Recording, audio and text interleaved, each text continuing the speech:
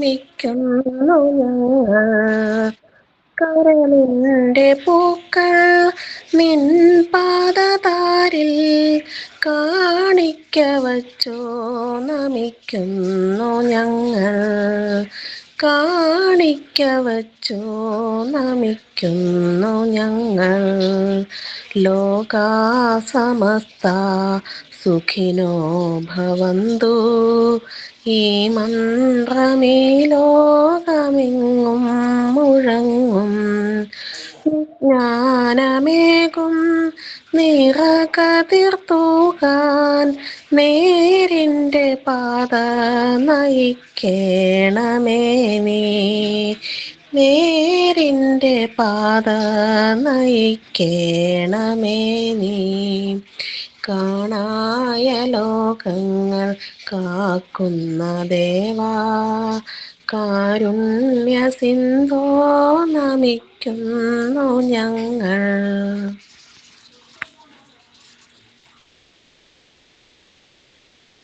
തോട്ടോ അപർണാസാനും.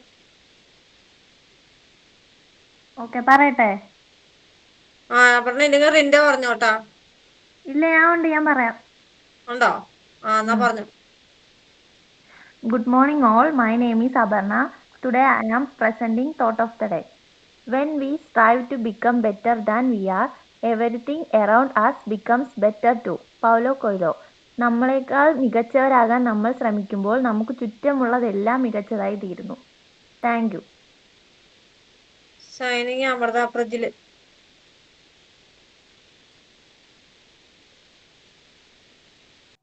Ma'am. Good morning, ma'am. Good morning, all. How are you? Fine, thank you. Today Fine. I am like to ask some questions to you. Before that, you just think you are all are KG students, okay? Yes. Because I am asking Okay. very simple questions to you. How to answer me, okay? Okay. Yes, Okay, yes. let's start. My first question is, who is known as the father of our nation? Gandhi. Gandhiji. Mahatma Yes, Gandhi. you are right. Gandhiji, the great Mahatma Gandhiji is our father of our nation. Okay, the next question is, which animal is known as the king of the jungle? Lion. Yes, you are absolutely correct. Lion is a king of the jungle. And my third question is, it's a vegetable and which is start from the letter P and which is orange color on outside. You know that? Pumpkin. Yes, Pumpkin. the cute pumpkin is the answer. And the very next question is, it's a vehicle which is flies in the sky and which carries lots of people at a time. Which vehicle is Aeroplane. That is aeroplane. And my last question is, a colorful bird which will imitate our action, sound. Peacock. Parrot. Yes, it is parrots. Okay, thank you all for listening me. And this is Amrita signing Disha ma'am class. Thank you all.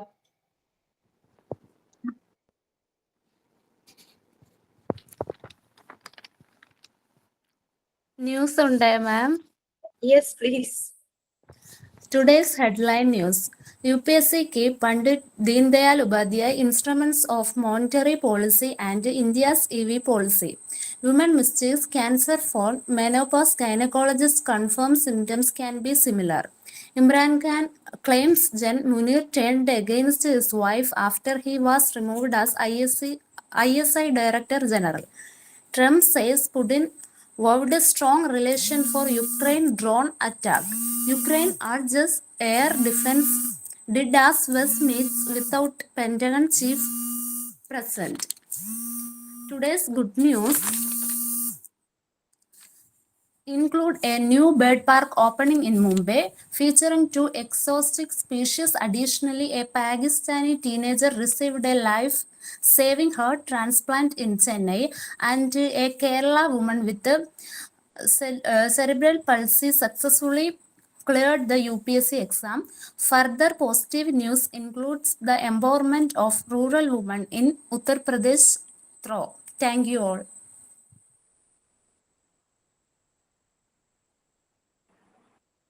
Okay, that was nice.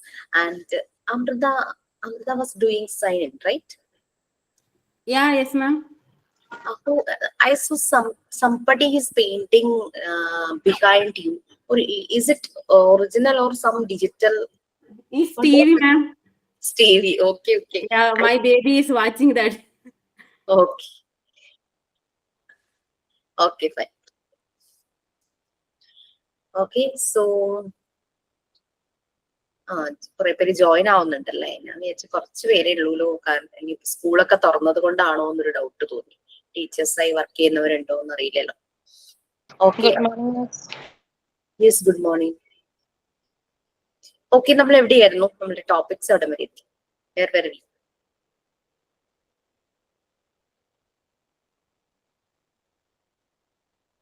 Yes,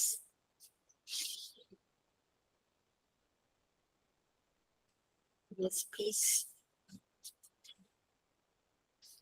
PFA കുറിച്ച് പറഞ്ഞു തന്നോണ്ടിരിക്കുവായിരുന്നു. Yes, PFAയുടെ PDF ഞാൻ share ചെയ്തിട്ടുണ്ടോ? ഒരു 7 point പറഞ്ഞു തന്നിട്ടുണ്ടായിരുന്നു. അതിന്റെ data ഞാൻ share ചെയ്തിരുന്നോ? നിങ്ങളുടെ ക്ലാസ് റൂമിലേക്ക് ഇട്ടിട്ടുണ്ടോ? ഇല്ല ഇല്ല.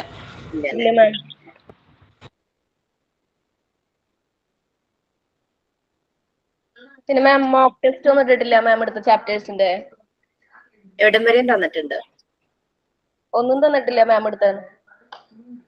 ആണോ? ഞാൻ ഏതൊക്കെ ചാപ്റ്റർ എടുത്തതെന്ന് എനിക്കൊന്ന് പറഞ്ഞു തരാമോ? Modern concept of health, physical fitness and wellness, പിന്നെ ഹെൽത്ത് ആൻഡ് ഹൈജീൻ, അത് രണ്ടെണ്ണം. ഇത് രണ്ടുമാണ് ഞാൻ കംപ്ലീറ്റ് ചെയ്ത ചാപ്റ്റേഴ്സ് അല്ലേ? അതെ മാം.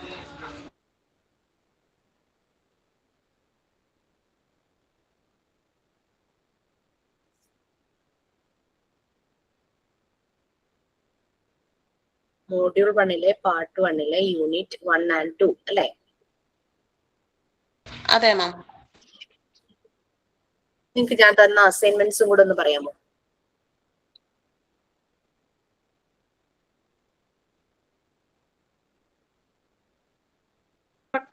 മറ്റൊരു ബുക്ക് മേടിച്ചിട്ട് 4 തിരിച്ചിട്ട് കുട്ടികളെ പറ്റി എഴുതാനായിട്ട് ഒന്ന് പറഞ്ഞായിരുന്നു. ഓക്കെ, അത് നിങ്ങളെ സബ്മിറ്റ് ചെയ്യേണ്ടതൊന്നുമല്ല, ത്രൂ ഔട്ട് യുവർ ലൈഫ് വേണ്ടുന്ന ഒരു ടൂൾ ആണ്. ഓക്കെ, അത് നമ്മള് സബ്മിറ്റ് ചെയ്യണ്ട? വേണ്ട, ഇറ്റ്സ് ഫോർ യുവർ ഗ്രോത്ത്. ഞാൻ വിചാരിച്ചത് സബ്മിറ്റ് ചെയ്യണ്ടെന്ന് വിചാരിച്ചു. ഓക്കെ, ഫൈൻ, പറഞ്ഞോളൂ. മാം, ഹെൽത്തിന്റെ ഫിസിക്കൽ ഫിറ്റ്നസിന്റെ ഒക്കെ പിക്ചർ ഒട്ടിക്കാനായിട്ട് പറഞ്ഞിട്ടുണ്ടായിരുന്നു. അതായത് ഫസ്റ്റ് യൂണിറ്റിന്റെ മെയിൻ ടോപ്പിക്സ്, അതായത് ഹെൽത്ത്, ഫിസിക്കൽ ഫിറ്റ്നസ്, വെൽനസിന്റെ പിക്ചർ. ഓക്കെ, പിന്നെ മാജിറ്റി ഓഫ് ഡേയുടെ അതിനെ പറ്റി പറഞ്ഞായിരുന്നു, അതും എഴുതാൻ പറഞ്ഞു. ഓക്കെ, വേറെ ഒന്നും തന്നിട്ടില്ല മാം? വേറെ ഒന്നും തന്നിട്ടില്ല. എഡ്യൂക്കേഷൻ അവയർനെസ് തരുന്ന ഏജൻസീസിന്റെ ടൈറ്റിൽസ് എഴുതാൻ പറഞ്ഞിട്ടുണ്ടായിരുന്നില്ല അസൈൻമെന്റ്? അത് ഞാൻ ഇതിന്റെ ഇട്ടിട്ടില്ല. ഹെൽത്ത് റിലേറ്റഡ് ഫ്രേസസ് തന്നായിരുന്നു മാം അടുത്തത്. അത് ഞാൻ ക്ലാസ് റൂമിൽ ഇട്ടത് മാത്രം ഒന്ന് പറയാമോ? Health related phrases ma'am, health related phrases. അത് ക്ലാസ് റൂമിൽ ഇട്ടിട്ടുണ്ടോ? Yes ma'am. Then collect the data from 10 individuals about health and prepare a definition for health. അതും തന്നിട്ടില്ലേ? Yes ma'am. ക്ലാസ് റൂമിൽ ഇട്ടിട്ടുണ്ട്. മാം അത് തന്നിട്ടുണ്ട്. ഓക്കെ മാം, ഞാൻ ടീച്ചിങ് പ്രാക്ടീസിനെ കുറിച്ച് ഒന്ന് ചോദിച്ചോട്ടെ? ഇപ്പൊ പറയുന്നത് മാം, ഞാൻ സക്സസ് സ്കൂളിൽ കൊണ്ട് കൊടുത്തു. അപ്പോൾ ഇന്റേൺഷിപ്പ് മേടിച്ചു വെച്ചിട്ട് ചോദിച്ചു എങ്ങനെയാ പഠിപ്പിക്കുന്നതെന്ന് ചോദിച്ചു. എങ്ങനെയാണ് നിങ്ങൾ സ്റ്റാർട്ട് ചെയ്ത് പഠിപ്പിക്കുന്നതെന്ന് ചോദിച്ചു. ഇങ്ങനെ എന്താ മനസ്സിലായില്ല എനിക്ക്. ടീച്ചിങ് പ്രാക്ടീസ് സ്റ്റാർട്ട് ചെയ്തു എന്നാണോ? കംപ്ലീറ്റ് എന്താ പറഞ്ഞു വരുന്നത്? 2 ആഴ്ച കഴിഞ്ഞിട്ട് എല്ലാം പറഞ്ഞു പഠിപ്പിക്കാനായിട്ട്. അപ്പൊ എന്താണ് പഠിപ്പിക്കാൻ ഉദ്ദേശിക്കുന്നതെന്ന് ചോദിച്ചു. അപ്പൊ ഞാൻ എന്താ പറയണ്ടേ? എന്താന്ന് പറയൂ. ബിനി എങ്ങനെ പഠിപ്പിക്കണം എന്ന് ഞാനല്ല പറയേണ്ടത്, ബിനിയാണ് പറയേണ്ടത്. ബിനി തന്നെയല്ലേ പേര്? ഞാൻ പറഞ്ഞു ആദ്യം ആക്ഷൻ സോങ്ങിലൂടെ ഒക്കെ പഠിപ്പിക്കും, പിന്നെ ABCD ഇങ്ങനെ കാർഡുകളൊക്കെ ഉണ്ടാക്കിയിട്ടുണ്ട്, അത് വെച്ച് ഞങ്ങൾ കാണിച്ച് പഠിപ്പിക്കും. അങ്ങനെ പ്രത്യേക ക്ലാസ് ഒന്നും പറഞ്ഞില്ല. അവർ ഒഴിവ് വരുന്ന ടീച്ചേഴ്സ് ഒഴിവ് വരുന്ന ക്ലാസ്സിൽ തരാന്നാ പറഞ്ഞേക്കുന്നത്. കാരണം അത് നമുക്ക് അറിയണം. കാരണം KG കുട്ടികളാണോ, ഫസ്റ്റ് സ്റ്റാൻഡേർഡ് ആണോ, സെക്കൻഡ് സ്റ്റാൻഡേർഡ് ആണോ എന്ന് അറിഞ്ഞാലാണ് നമ്മൾക്ക് അവരെ ഏത് ടോപ്പിക് എങ്ങനെ പഠിപ്പിക്കണം എന്ന് നമുക്ക് പറയാൻ പറ്റുള്ളൂ. കാരണം ഏജിനനുസരിച്ച് കുട്ടികളുടെ ഡെവലപ്മെന്റ് സ്റ്റേജ് മാറിക്കൊണ്ടിരിക്കുക എന്ന് നിങ്ങൾ പഠിക്കുന്നുണ്ട് അല്ലെ? Okay ma'am. Yes, ma'am. അപ്പോ ഏത് ഞാനൊരു കാര്യം ചോദിച്ചോട്ടെ. ഞാനിപ്പോ എനിക്ക് നേരത്തെ ഒരു സ്കൂളിൽ കിട്ടി, അന്ന് ഞാൻ മാമിനോട് പറഞ്ഞില്ലേ, ഓർമ്മയുണ്ടോ? ആ സ്കൂളിൽ എനിക്ക് വീടിന്റെ അടുത്തൊരു സ്കൂളിൽ കിട്ടിയെന്ന് ഞാൻ മാമിനോട് പറഞ്ഞായിരുന്നു. മാം ഓക്കെ എന്ന് പറഞ്ഞു. പ്രാക്ടീസിനാണോ? അതെ അതെ അതെ. ഓക്കെ. അപ്പൊ ഇപ്പൊ എനിക്ക് അവിടെ കിട്ടിയില്ല, എനിക്ക് വേറൊരു സ്കൂളിൽ കിട്ടി വീടിന്റെ അടുത്ത്. അപ്പൊ അവിടുത്തെ അവര് പഠിപ്പിക്കുന്ന രീതി, അവർക്ക് ആക്ഷൻ സോങ്ങിലൂടെ ആദ്യം കുട്ടികളെ പഠിപ്പിക്കുന്നത്. അതിലൂടെയാണ് ബാക്കി നമ്മൾ ചെയ്താൽ കുഴപ്പമില്ലല്ലോ. നമ്മളിപ്പോ ടീച്ചിങ് പ്രാക്ടീസിന് പോകുമ്പോൾ നമ്മൾ ഫേസ് ചെയ്യുന്ന ചില ചലഞ്ചസ് ഞാൻ പറയാം. നമ്മൾ ചെല്ലുമ്പോ അവര് ഫുൾ ഫ്രീഡം നമുക്ക് തരണം എന്നില്ല. അവര് ടോപ്പിക്സ് തരും, നിങ്ങൾ ഇത് പഠിപ്പിച്ചാൽ മതി, വേറൊന്നും ചെയ്യണ്ട, ഈ രീതിയിൽ പഠിപ്പിച്ചാൽ മതി എന്ന് പറയുന്ന സ്കൂളുകളുണ്ട്. നമ്മളുടെ പല ട്രെയിനീസും ഫേസ് ചെയ്ത ചലഞ്ചസ് ആണ്. നമ്മൾ ഭയങ്കര പ്രിപ്പയർ ചെയ്ത് ഇങ്ങനെ ചെയ്യാം, കഥ പറയാം, ആക്ഷൻ സോങ് ചെയ്യിക്കാം, അങ്ങനെ ചെയ്യാന്ന് വിചാരിച്ചു പോകുമ്പോ ഇങ്ങനെ. പക്ഷെ ചില സ്കൂളുകൾ നിങ്ങൾ എങ്ങനെ വേണമെങ്കിലും ചെയ്തോളൂ, അവർക്ക് ഭയങ്കര കൗതുകമാണ് നമ്മൾ എങ്ങനെയാണ് ചെയ്യാൻ പോകുന്നത് എന്നുള്ളത്. അങ്ങനെ മാം എന്നോട് ചോദിച്ചു. ഞാൻ അവിടെ പഠിപ്പിക്കുന്ന ഓൾറെഡി അബാക്കസ് ടീച്ചറാണ് ആ സ്കൂളിൽ ഞാൻ വർക്ക് ചെയ്തുകൊണ്ടിരിക്കുന്നതാണ്. അപ്പൊ എനിക്ക് നല്ല ഫ്രീഡം ഉണ്ട് അവിടെ. ഞാൻ ചോദിച്ചു കഴിഞ്ഞപ്പോ തന്നെ എനിക്ക് പ്രാക്ടീസ് തരാം, അവിടെ തന്നെ ജോയിൻ ചെയ്യിക്കാന്ന് പറഞ്ഞിട്ടുണ്ട്. അപ്പൊ ഒരു വരും താമസമുള്ളൂ, എനിക്ക് സർട്ടിഫിക്കറ്റ് ലഭിച്ചാൽ ജോയിൻ ചെയ്യിക്കാന്ന് പറഞ്ഞിട്ടുണ്ട്. അപ്പൊ എന്നോട് ചോദിച്ചു എന്താ പഠിപ്പിക്കുന്നതെന്ന് ചോദിച്ചു. ഞാൻ പറഞ്ഞു ഞങ്ങളെ പഠിപ്പിച്ചിരിക്കുന്നത് ആക്ഷൻ സോങ്ങും പിന്നെ കാർഡുകൾ ഉണ്ടാക്കി ABCD അങ്ങനെ കാണിച്ച് പഠിപ്പിക്കാനും ഒക്കെയാണ് പഠിപ്പിച്ചേക്കുന്നത് ഞാൻ ഇങ്ങനെ പറഞ്ഞു മാം. നമ്മൾ ത്രൂ ആക്ടിവിറ്റീസിലൂടെയാണ് പഠിപ്പിക്കുക. ആ ഒറ്റ സ്റ്റേറ്റ്മെന്റ് നമ്മൾ പറഞ്ഞാൽ മതി. പിന്നെന്ന് വെച്ച് കഴിഞ്ഞാല് നമ്മുടെ മുന്നിൽ വരുന്ന കുഞ്ഞുങ്ങൾക്കനുസരിച്ച് നമ്മൾ മാറ്റുക. മനസ്സിലായോ മാം? 4ാം ക്ലാസ് വരെ നമുക്ക് പഠിപ്പിക്കാവോ? നമ്മുടെ ഈ ക്വാളിഫിക്കേഷൻ വെച്ചിട്ടാണോ പിന്നെ ഉദ്ദേശിക്കുന്നത്? മോണ്ടിസോറി വെച്ചിട്ടാണോ? Okay ma'am. പിന്നെ ആക്ച്വലി മോണ്ടിസോറി മെത്തേഡ് എന്ന് പറഞ്ഞു കഴിഞ്ഞാൽ 3 to 6 years ഏജ് സ്പാനിൽ, പിന്നെ മാത്രമല്ല എല്ലാരും കേൾക്കാൻ പറയണതാണ്, ആ ഒരു ഏജ് സ്പാനിലുള്ള കുട്ടികൾക്കാണ്. ബട്ട് നമ്മൾ ചെല്ലുമ്പോൾ നമ്മളുടെ പൊട്ടൻഷ്യൽ ആ ഇൻസ്റ്റിറ്റ്യൂട്ടിലെ ഹെഡ് ഓഫ് ദി ഇൻസ്റ്റിറ്റ്യൂഷൻ അല്ലെങ്കിൽ മാനേജ്മെന്റ് മനസ്സിലാകുമ്പോൾ ദേ ആർ ഡിസൈഡിങ്, അവരാണ് തീരുമാനിക്കുന്നത് ആൾ കൊള്ളാം, നല്ലപോലെ ചെയ്യുന്നുണ്ട്, നല്ല പൊട്ടൻഷ്യൽ ഉണ്ട്. പിന്നെ നമുക്ക് എന്തെങ്കിലും അഡീഷണൽ ക്വാളിഫിക്കേഷൻ, ചിലപ്പോൾ PG കഴിഞ്ഞവരായിരിക്കും, ഡിഗ്രി ചെയ്തവരുണ്ടാകും, കമ്പ്യൂട്ടർ എക്സ്ട്രാ പഠിച്ചവരായിരിക്കും. അങ്ങനെയൊക്കെ മനസ്സിലാക്കുമ്പോൾ അവരാണ് നമ്മളെ ഈ ക്ലാസ്സിൽ പഠിപ്പിക്കാൻ കുറച്ച് വെക്കുന്നത്. അല്ലാതെ മോണ്ടിസോറി മെത്തേഡ് വെച്ചിട്ട് നമുക്ക് 4ാം ക്ലാസ് വരെ പഠിപ്പിക്കാൻ പറ്റും എന്നുള്ളതല്ല. ഇപ്പൊ ചിലപ്പോ ഞാൻ പോകുമ്പം എന്റെ ഒരു പെർഫോമൻസ് കാണുമ്പോൾ ഇത് KG വരെ മതി എന്നവരങ്ങ് പറയുമായിരിക്കും. പക്ഷെ പിന്നെ ചെല്ലുമ്പോൾ ചിലപ്പോൾ ഓക്കെ ആണ്, 4th സ്റ്റാൻഡേർഡ് 7th സ്റ്റാൻഡേർഡ് വരെയും ചിലപ്പോൾ തരുമായിരിക്കും. ഇറ്റ് ഡിപ്പെൻഡ്സ്, നമ്മുടെ പൊട്ടൻഷ്യലിനനുസരിച്ചാണ്, ആ മാനേജ്മെന്റിന്റെ ഒരു തീരുമാനമാണ്. മോണ്ടിസോറി മെത്തേഡ് എന്ന് പറഞ്ഞാൽ 3 to 6 years ഏജ് സ്പാനിൽ വരുന്നതാണ് നമ്മൾ കൊടുക്കുന്നത്. ആഫ്റ്റർ 6 years എന്ന് പറയുമ്പോഴേക്കും കുട്ടികൾ ഒരു ട്രഡീഷണൽ മെത്തേഡിലൊക്കെ ആയിരിക്കും പിന്നെ പോകുന്നത് നമ്മുടെ നാട്ടില്.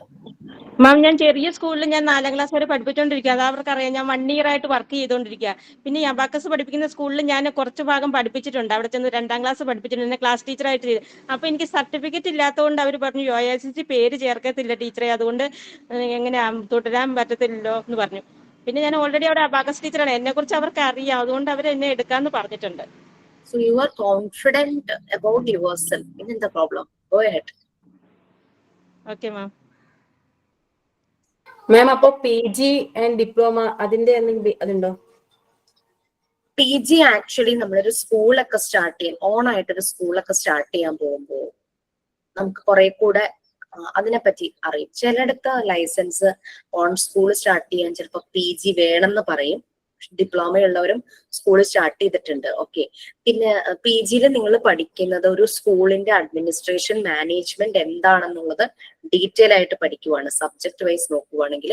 പിന്നെ അത് കൂടാതെ പാരന്റ്സുമായിട്ടും സൊസൈറ്റിയുമായിട്ടും ഒരു സ്കൂളിന്റെ റിലേഷൻഷിപ്പ് എങ്ങനെയായിരിക്കണം, ഇതാണ് PGയിൽ വരുന്നത്, എക്സ്ട്രാ ആയിട്ട് വരുന്നത്. ഒരു പുതിയതായ ഒരു സ്കൂൾ സ്റ്റാർട്ട് ചെയ്യുന്ന ഒരാൾക്ക് PG വേണം എന്നാണ് പറയുന്നത്. PG വേണമെന്ന് ഉദ്ദേശിക്കുന്ന ആ അവയർനെസ് അയാൾക്ക് വരണം. എങ്ങനെയാണ് ഒരു സ്കൂളിന്റെ മാനേജ്മെന്റ് ആയിരിക്കണം, എങ്ങനെ അതിന്റെ അഡ്മിനിസ്ട്രേഷൻ, അല്ലാതെ വേറെ അതിൽ ഒന്നുമില്ല. നമ്മൾ കോഴ്സ് വൈസ് പറയുകയാണെങ്കിൽ 2 സബ്ജക്ട് എക്സ്ട്രാ പഠിക്കുന്നു, ഒരു സെമിനാർ അല്ലെങ്കിൽ അസൈൻമെന്റ് എക്സ്ട്രാ ചെയ്യുന്നു പ്രാക്ടിക്കൽ സൈറ്റിൽ. ബട്ട് നമുക്ക് നല്ലൊരു അവയർനെസ് കിട്ടും. പണ്ടത്തെ എഡ്യൂക്കേഷൻ സിസ്റ്റത്തിൽ എങ്ങനെയായിരുന്നു മാനേജ്മെന്റ്, അഡ്മിനിസ്ട്രേഷൻ, ഇപ്പോ ഓരോരോ സ്റ്റേജസ് കഴിയുമ്പം അതിൽ വരുന്ന അപ്ഡേഷൻ എന്താണ്, അപ്പൊ നമ്മൾ എങ്ങനെ ആകണം എന്നുള്ളത് നമുക്ക് കുറെ കൂടെ ക്ലിയർ ആയിട്ട് മനസ്സിലാവും. അതിന്റെ ഒരു ചെറിയ വേർഷൻ നിങ്ങൾക്ക്, അതായത് ഡിപ്ലോമക്കാർക്ക് അതിനെപ്പറ്റി ഒരു അവയർനെസ് കിട്ടാൻ വേണ്ടിയിട്ട് ശരിക്കും PG-കാർക്ക് കൊടുക്കുന്ന ഒരു അസൈൻമെന്റ് ഉണ്ട്, ഒരു 10 ക്വസ്റ്റ്യന്റെ അസൈൻമെന്റ്. ഞാൻ നിങ്ങൾക്ക് തന്നിട്ടില്ലല്ലോ അത്? ഇല്ല മാം.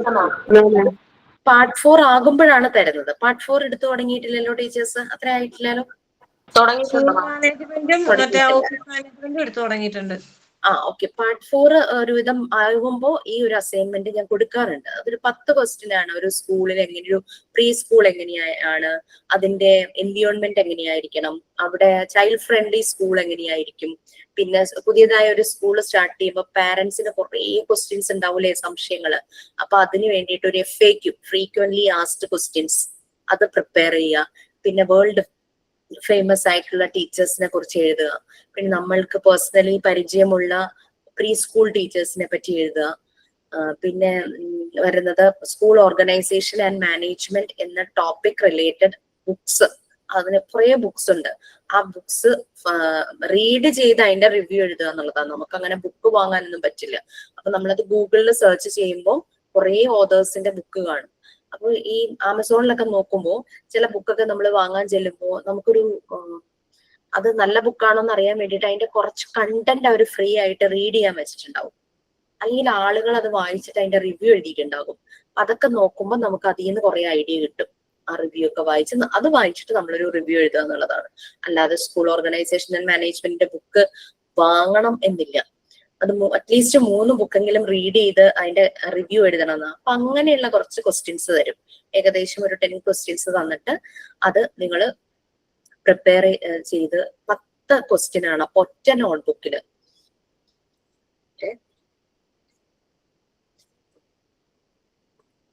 ഞാൻ ഇതുപോലൊരു നോട്ട്ബുക്കിലാണ് അത് എഴുതിയിട്ടുള്ളത്. പിന്നെ അതുപോലെ തന്നെ നിങ്ങളുടെ ഡെയിലി റൊട്ടീൻ ഒരു ടൈം ടേബിൾ ഉണ്ടാവുമല്ലോ നമ്മൾക്ക്, ആ ഒരു ടൈം ടേബിൾ എഴുതുക.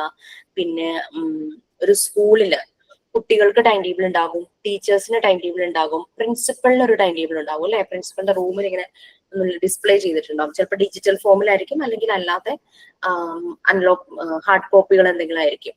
ആ പ്രിൻസിപ്പളിനെ അറിയാനാണ് ഓരോ ക്ലാസ് റൂമിലേക്കും ഏത് ടീച്ചറാണ്, ഏത് സബ്ജക്റ്റ് ആണെന്നൊക്കെ അറിയുന്ന രീതിയിൽ ടീച്ചർമാർക്ക് ഏത് ക്ലാസ്സിലാണ് ഇനി എടുക്കാൻ പോകുന്നത്, കുട്ടികൾക്ക് ഏത് സബ്ജക്റ്റ് ആണ്.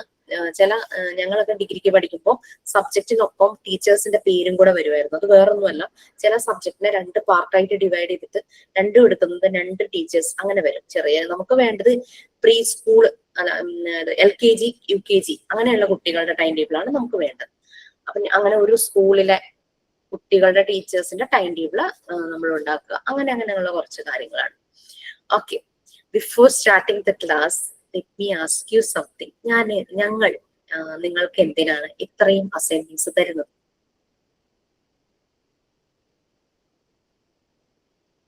എന്തിനാ അസൈൻമെന്റ് തരുന്നത്, അല്ലെങ്കിൽ ആക്ടിവിറ്റീസ് തരുന്നത്? അസൈൻമെന്റ്, ആക്ടിവിറ്റി,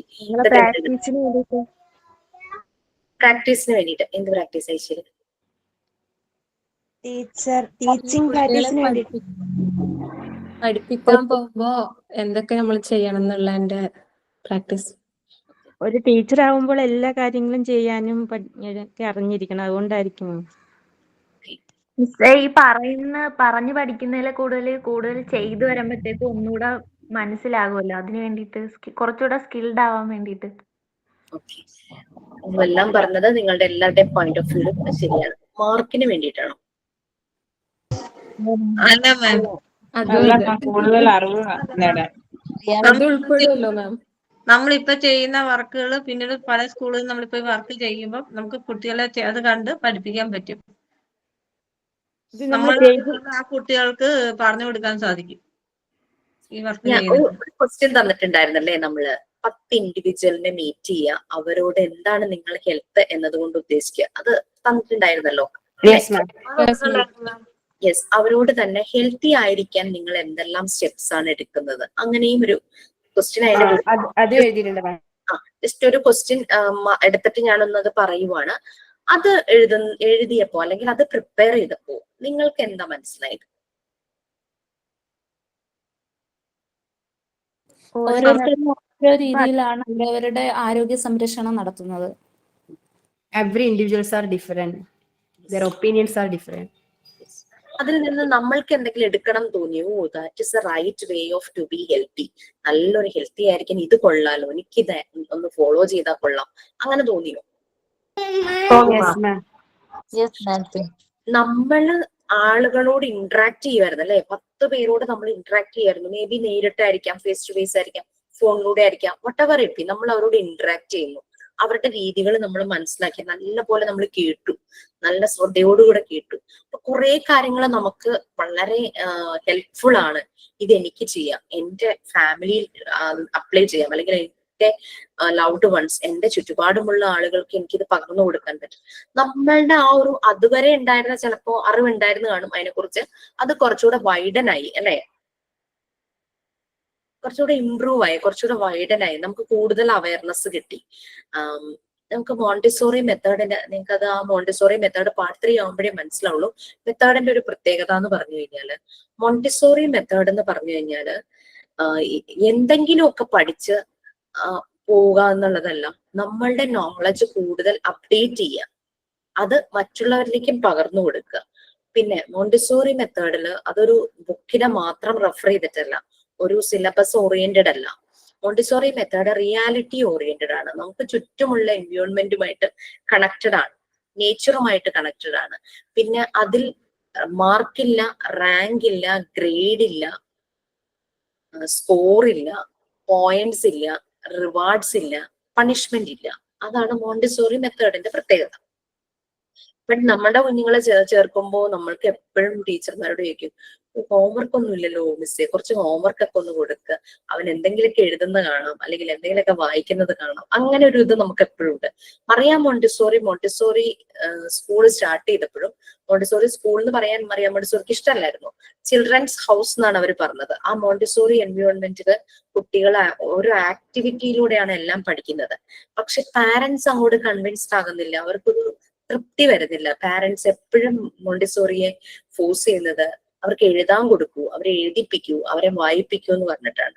അപ്പം അറിയാം മോണ്ടിസോറിക്ക് അത് അങ്ങോട്ട് ഡൈജസ്റ്റ് ആവുന്നില്ല. അങ്ങനെ കുട്ടികളെ ഫോഴ്സ്ഫുള്ളി അല്ല ചെയ്യിക്കേണ്ടത്, ഇതെല്ലാം അവർക്ക് സ്പോണ്ടേനിയസ് ആയിട്ട് ഡെവലപ്പ് ചെയ്യുന്ന കാര്യങ്ങളാണ്. അപ്പോൾ പാരന്റ്സിനെയും സമാധാനപ്പെടുത്തണം, കുട്ടികൾക്ക് ഡെവലപ്മെന്റ് ഉണ്ടാകുകയും വേണം ഈ ഒരു ഏരിയയിൽ, അത് കാണുകയും വേണം, പാരന്റ്സിന് അത് കണ്ട് സന്തോഷം തോന്നണം. അതിനുവേണ്ടി മോണ്ടിസോറി ലാംഗ്വേജ് ഏരിയയിൽ ഡിസൈൻ ചെയ്ത മെറ്റീരിയൽസിൽ ഒന്നാണ് sand paper letters and numbers. അത് ചെയ്യാൻ നിങ്ങളോട് പറഞ്ഞു. ഞാൻ എല്ലാ ബാച്ചിലും അത് പറയും, അത് ഇമ്പോർട്ടന്റ് ആണ്. പലരും വൈവയ്ക്ക് വരുമ്പോഴാണ് ഞാൻ അറിയുന്നത് അവരതൊന്നും ചെയ്തിട്ടില്ല. കാരണം കട്ട് ചെയ്യാൻ ബുദ്ധിമുട്ട്, അതിനേക്കാൾ അട്രാക്റ്റീവ് ആയിട്ട് ഫോം ഷീറ്റ്, നല്ല ഗ്ലിറ്ററിങ് എഫക്റ്റ് ഉള്ള ഒരു ഷീറ്റ് ഇല്ല, ഇങ്ങനെ തളർന്നിരിക്കുന്നത്, നമുക്ക് കട്ട് ചെയ്യാൻ നല്ല എളുപ്പമുള്ള, കണ്ടിട്ടുണ്ടോ? അല്ല മാം, കട്ട് ചെയ്യാൻ എളുപ്പം സാൻഡ് പേപ്പർ തന്നെയാണ്. ആണോ? അതെ മാം. അതെയോ? പക്ഷെ ഇവിടെ പലരും പലതും പറഞ്ഞു കട്ട് ചെയ്യാൻ ബുദ്ധിമുട്ടാണെന്ന്. അപ്പൊ പക്ഷേ സാൻഡ് പേപ്പർ കഷ്ടപ്പെട്ട് ഉണ്ടാക്കിയ കുട്ടികള് ടീച്ചിങ് പ്രാക്ടീസിന് സ്കൂളിൽ പോയപ്പോ ഉണ്ടായ ഇൻസിഡൻസ് എന്ന് പറഞ്ഞു കഴിഞ്ഞാൽ, മറിയാം മോണ്ടിസോറി പറഞ്ഞതുപോലെ തന്നെ reading and writing are explosions, പെട്ടെന്ന് ഇങ്ങനെ പൊട്ടിത്തെറിച്ചുണ്ടാകുന്ന സംഭവമാണെന്ന്. ക്ലാസ് റൂമിലേക്ക് ചെല്ലുമ്പോ, KG ക്ലാസ്സിലേക്ക് ചെല്ലുമ്പോ ടീച്ചർമാര് പറയും, ചിലപ്പോ ഒറ്റയ്ക്ക് ഇരിക്കുന്ന ഒരു കുട്ടിയെ കാണാം, മിക്കവരും ഫേസ് ചെയ്ത ഒരു കാര്യം, അവനെ കാര്യമില്ല, അവനൊന്നും എഴുതില്ല, ഇത് പറഞ്ഞാലും അനുസരിക്കില്ല, ഒന്നും എഴുതില്ല. ഇതായിരുന്നു ആ കുട്ടിയെ കുറിച്ചുള്ള കംപ്ലൈന്റ്. ഇത് ഒരു സ്കൂളിൽ പോയ കഥയല്ല, പല സ്കൂളിൽ പോയപ്പോ സിമിലർ ആയിട്ടുള്ള ഇൻസിഡൻസ് ഉണ്ട്. അങ്ങനെ ഒരു കുട്ടി ഉണ്ടാകും അല്ലെ, നമ്മള് ഡീവിയേറ്റഡ് കിഡ് എന്നാണ് പറയുന്നത്, മറിയാം മോണ്ടിസോറി പറയുന്നത് ഡീവിയേറ്റഡ് കിഡ് ആണ്. അവരെ നോർമലൈസ്ഡ് ആക്കുക എന്നുള്ളതാണ് നമ്മുടെ ഡ്യൂട്ടി. നോർമലൈസ്ഡ് എന്ന് പറഞ്ഞു കഴിഞ്ഞാൽ പെർഫെക്റ്റ്, ക്ലാസ്സിൽ ഫസ്റ്റ്, എല്ലാ കാര്യവും സ്പീഡ് ചെയ്യുന്ന ടോപ്പ് എന്നുള്ളതല്ല. മറ്റുള്ളവരെ ചുറ്റുപാടും ഡിസ്റ്റർബ് ചെയ്യാതെ അവനെ ഏൽപ്പിച്ചിരിക്കുന്ന ആക്ടിവിറ്റി അവനിരുന്ന് കോൺസെൻട്രേഷനോട് കൂടി ചെയ്യുന്നു. ആ കുട്ടിയിലാണ് മറിയാം മോണ്ടിസോറി നോർമലൈസ്ഡ് എന്ന് പറയുന്നത്. ചിലപ്പോ അവനെ കൗണ്ടിങ്ങിന് വേണ്ടിയിട്ട് ആക്ടിവിറ്റി ആയിരിക്കും കൊടുത്തിരിക്കുന്നത്, അവനത് 1 മണിക്കൂർ കൊണ്ടായിരിക്കും കംപ്ലീറ്റ് ചെയ്യുന്നത്. That is his speed, his space. Okay, ചിലപ്പോ അതേ ആക്ടിവിറ്റി വേറൊരു കുട്ടി 1/2 മണിക്കൂർ കൊണ്ട് കംപ്ലീറ്റ് ചെയ്യും. എന്ന് വെച്ചാൽ ദർ ഈസ് നോ കമ്പാരിസൺ. ഇവര് രണ്ടുപേരും ഒരേ ഗ്രൂപ്പിലാണ് നോർമലൈസ്ഡ്. ഡീവിയേറ്റഡ് കുട്ടി എന്ന് പറഞ്ഞു കഴിഞ്ഞാൽ ഈ ഒരൊറ്റ ആക്ടിവിറ്റിയും ചെയ്യുന്നില്ല, മറ്റുള്ളവരെ ഡിസ്റ്റർബ് ചെയ്യുന്നു, കൈ കിട്ടുന്നൊക്കെ വലിച്ചെറിയുന്നു, വഴക്കുണ്ടാക്കുന്നു, വയലന്റ് ആകുന്നു, അജിറ്റേറ്റഡ് ആകുന്നു. അത് കൂടാതെ ലേസി ആയിട്ട് സ്ലീപ്പി ആയിട്ട് ഒരു ശല്യമില്ലാതെ ഇരിക്കുന്നതും ഡീവിയേറ്റഡ് തന്നെയാണ്. അപ്പൊ ഇവരെ നോർമലൈസ്ഡ് എന്നുള്ള ഗ്രൂപ്പിലേക്ക് ആക്കുക എന്നുള്ളതാണ് നമ്മളുടെ ലക്ഷ്യം. അതാണ് ബിനിയോ എന്നോട് ചോദിച്ചു ഞാൻ എന്താ പഠിപ്പിക്കേണ്ടത്. നമ്മുടെ മുന്നിൽ വരുന്ന കുട്ടികളെ അനുസരിച്ച് നമ്മൾ മാറണം, നമ്മുടെ ആക്ടിവിറ്റീസ് മാറണം. അല്ലാതെ I know this, I know this, I know that, I had made all these cards, ഞാൻ ഇതുണ്ടാക്കി അതുണ്ടാക്കി, അങ്ങനെ ഞാൻ ചെയ്യിക്കും, ഇങ്ങനെ ഞാൻ ചെയ്യും. യെസ്, അത് വേണം, നമ്മുടെ കയ്യിൽ അതെല്ലാം വേണം. പക്ഷെ അത് എപ്പോ ഉപയോഗിക്കണം, ഏത് കുട്ടിക്ക് കൊടുക്കണം. ഒരു കുട്ടിക്ക് ഒട്ടും ഇഷ്ടമല്ല കഥ കേൾക്കാൻ, അവന്റെ മുന്നിൽ ചെന്ന് കഥ പറഞ്ഞാൽ അവൻ ശ്രദ്ധിക്കുകയില്ല, അല്ലെ? അപ്പൊ അതുകൊണ്ട് എന്താണോ ആ കുട്ടി ഡിമാൻഡ് ചെയ്യുന്നത്, ആ കുട്ടിയുടെ നീഡ് എന്താണ്, അതിനനുസരിച്ച് നമ്മൾ ആക്ടിവിറ്റി ചെയ്യാം. എഴുതാതെ ഒരു കുട്ടി ഇരിക്കുന്നു, നമ്മുടെ ചലഞ്ചാ, അവനെ എഴുതിപ്പിക്കണം. ഈ നമ്മുടെ ട്രെയിനീസ് ചെയ്ത ഇതൊന്നും ഞാൻ പറഞ്ഞു കൊടുത്തതല്ല കേട്ടോ, ഇവരെല്ലാം തന്നെ ചെയ്ത കാര്യങ്ങളാ. അവർ ഈ സാൻഡ് പേപ്പറുമായിട്ട് ചെന്ന് ഇതിന്റെ മുന്നിൽ വെച്ചിട്ട് അവനോടൊന്നും പറഞ്ഞില്ല. കാരണം അങ്ങനെ അവരെ കൊണ്ട് ഫോഴ്സ്ഫുള്ളി ചെയ്യിക്കരുതെന്നുണ്ട്. പതുക്കെ നമ്മൾ കൈവച്ച് അതിന്റെ മുകളിലൂടെ ട്രേസ് ചെയ്യണം. അപ്പൊ ഇവൻ എന്തായാലും ശ്രദ്ധിക്കും, ട്രേസ് ചെയ്തുകൊണ്ടിരിക്കണം. അത് കഴിഞ്ഞ് പതുക്കെ അവന്റെ കയ്യിൽ, എന്നിട്ടും അവൻ ട്രേസ് ചെയ്യുന്നില്ല എന്ന് കണ്ടു കഴിഞ്ഞാൽ, ചില കുട്ടികൾ അത് കാണുമ്പോൾ അവരും അതിൽ കൂടെ ഒന്നും ഇങ്ങനെ വിരൽ ഒടിച്ചു നോക്കും. ട്രേസ് ചെയ്യുന്നില്ല എന്ന് കണ്ടു കഴിഞ്ഞാൽ പതുക്കെ അവന്റെ വിരല് അതിൽ വെക്കണം. പണ്ടത്തെ ആൾക്കാരൊക്കെ ചെയ്യുന്നുണ്ടിട്ടില്ലേ, കൊച്ചിന്റെ കൈ ഇങ്ങനെ മുറുക്ക പിടിച്ച് ഇങ്ങനെ എഴുതിപ്പിക്കും. ആ കുഞ്ഞ് എന്ത് വേദന അനുഭവിക്കുന്നുണ്ടാവും. ചില കുട്ടികൾക്ക് കൈ പിടിച്ചാലേ എഴുതുള്ളൂ എന്ന് പറയും. അപ്പൊ പതുക്കെ തുടരണം, അല്ലാതെ അവന്റെ വളരെ ലോലമായ കൈകളല്ലേ, വളരെ സോഫ്റ്റ് ആയിട്ടുള്ളത്, അതിൽ പിടിച്ച് ഞെക്കി പിടിച്ച് നിർബന്ധിച്ച് എഴുതിച്ചാലൊന്നും അതൊന്നും കുഞ്ഞിന്റെ ബ്രെയിനിലേക്ക് വരില്ല. അവൻ ആ പെയിനിലായിരിക്കും ശ്രദ്ധ. അപ്പൊ ഈ അങ്ങനെ ഇതായപ്പോ കുട്ടികൾക്ക് ഈ റഫ്നെസ് ഭയങ്കര ഇഷ്ടമാണ്, സാൻഡ് പേപ്പറിന്റെ റഫ്നെസ്. അവൻ ട്രേസ് ചെയ്യാൻ തുടങ്ങി, ട്രേസ് ചെയ്ത് അവനങ്ങ് ഇക്ലിയാവോ ഏതാണ്ടൊക്കെ ഫീൽ ആയിരുന്നു. ഭയങ്കര സന്തോഷം. കുട്ടികളുടെ റിവാർഡ് എന്ന് പറഞ്ഞു കഴിഞ്ഞാൽ വൺസ് അവരൊരു ആക്ടിവിറ്റി കംപ്ലീറ്റ് ചെയ്യുമ്പോൾ അവർക്ക് ഒരു കൈകൊട്ടുന്ന കണ്ടിട്ടല്ലേ, ദാറ്റ് ഇസ് ദ റിവാർഡ്. ആ ഒരു അച്ചീവ്മെന്റ് ആണ് അവരുടെ റിവാർഡ്. അവരത് അക്കംപ്ലിഷ് ചെയ്യുമ്പോൾ അവർക്ക് ഉണ്ടാകുന്ന സന്തോഷം. ഒരു ചോക്ലേറ്റ് കൊടുത്താൽ അത് നിമിഷ നേരത്തേക്കേ ഉള്ളൂ, പക്ഷെ ഈ ഒരു ഹാപ്പിനെസ് അത് അവരുടെ life through out their life ഉണ്ടാകും. അവർ കോൺഫിഡന്റ് ആകും. അങ്ങനെ ട്രേസ് ചെയ്ത് ഈ കുട്ടി, ടീച്ചർമാർ എഴുതില്ല എന്ന് പറഞ്ഞ കുട്ടി ആൽഫബറ്റ്സ് എല്ലാം എഴുതി തുടങ്ങി, നമ്പേഴ്സ് എഴുതി തുടങ്ങി. അവിടുത്തെ സ്റ്റാഫിനും ടീച്ചേഴ്സിനും ഭയങ്കര അതിശയായിരുന്നു. അവരെന്നിട്ടത് വാങ്ങിച്ചു വെച്ചു എന്നാ പറയണേ, ആ ലെറ്റേഴ്സ്. അപ്പൊ അതുകൊണ്ടാണ് മോണ്ടിസോറി വളരെ ശ്രദ്ധാപൂർവം ഡിസൈൻ ചെയ്തതാണ് ഈ sand paper letters and numbers. നമ്മൾ പറഞ്ഞു കുട്ടികൾ, നമ്മൾക്ക് എല്ലാവർക്കും 5 സെൻസസ് ഉണ്ട്. കുഞ്ഞുങ്ങള് ഈ സെൻസസ് യൂസ് ചെയ്തിട്ടാണ് വളരുന്നത്. അവരുടെ ഓരോ ഡെവലപ്മെന്റ് സ്റ്റേജസിലും ഈ സെൻസസിന് ഭയങ്കര പ്രയോറിറ്റിയാണ്. അപ്പൊ ഈ ടച്ച് സെൻസ്, അതിന്റെ ആ ടാക്ടൈൽ സെൻസ്, വിരലിങ്ങനെ ഓടിക്കുമ്പോൾ വിരലുകളിലെ ചെറിയ മസിൽസ് ട്രിഗർ ആവുക. അതിലൂടെ പല പ്രാവശ്യം ഇങ്ങനെ ട്രേസ് ചെയ്ത് ഇവന് ട്രിഗർ ആകുവാണ്. ആ ഷേപ്പ് ഇവന്റെ ബ്രെയിനിൽ വരച്ച് വെച്ച പോലെ കിടക്കും, ഇംപ്രഷൻ വരും. പിന്നെ അവർക്ക് പെൻസിലും പേനയോ അല്ലെങ്കിൽ എന്താ സ്ലേറ്റോ വട്ടെവർ എഴുതി അത് കൊടുത്തു കഴിഞ്ഞാൽ ഈ കിട്ടിയ ഇമേജ് അതുപോലെ അവൻ വരച്ചു വെക്കും.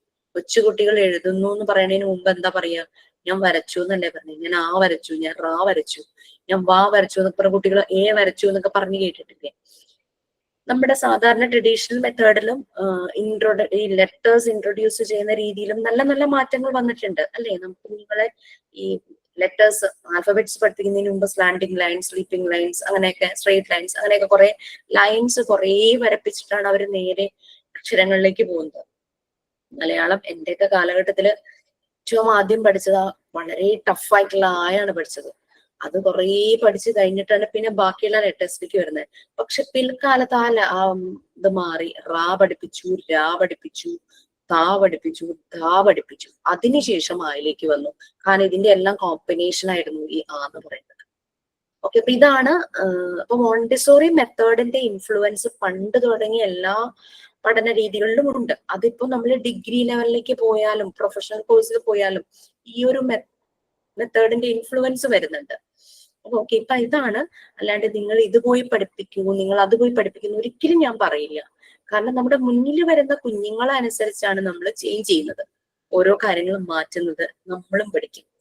ഓക്കെ, നമ്മളെല്ലാം തികഞ്ഞവരല്ല, നമ്മൾക്കും പലതും മനസ്സിലാണോ, ഇങ്ങനെ ചെയ്താൽ ഇങ്ങനെ ശരിയാകും എന്നുള്ള ഫീല് നമുക്കും വരണത് അപ്പോഴാണ്.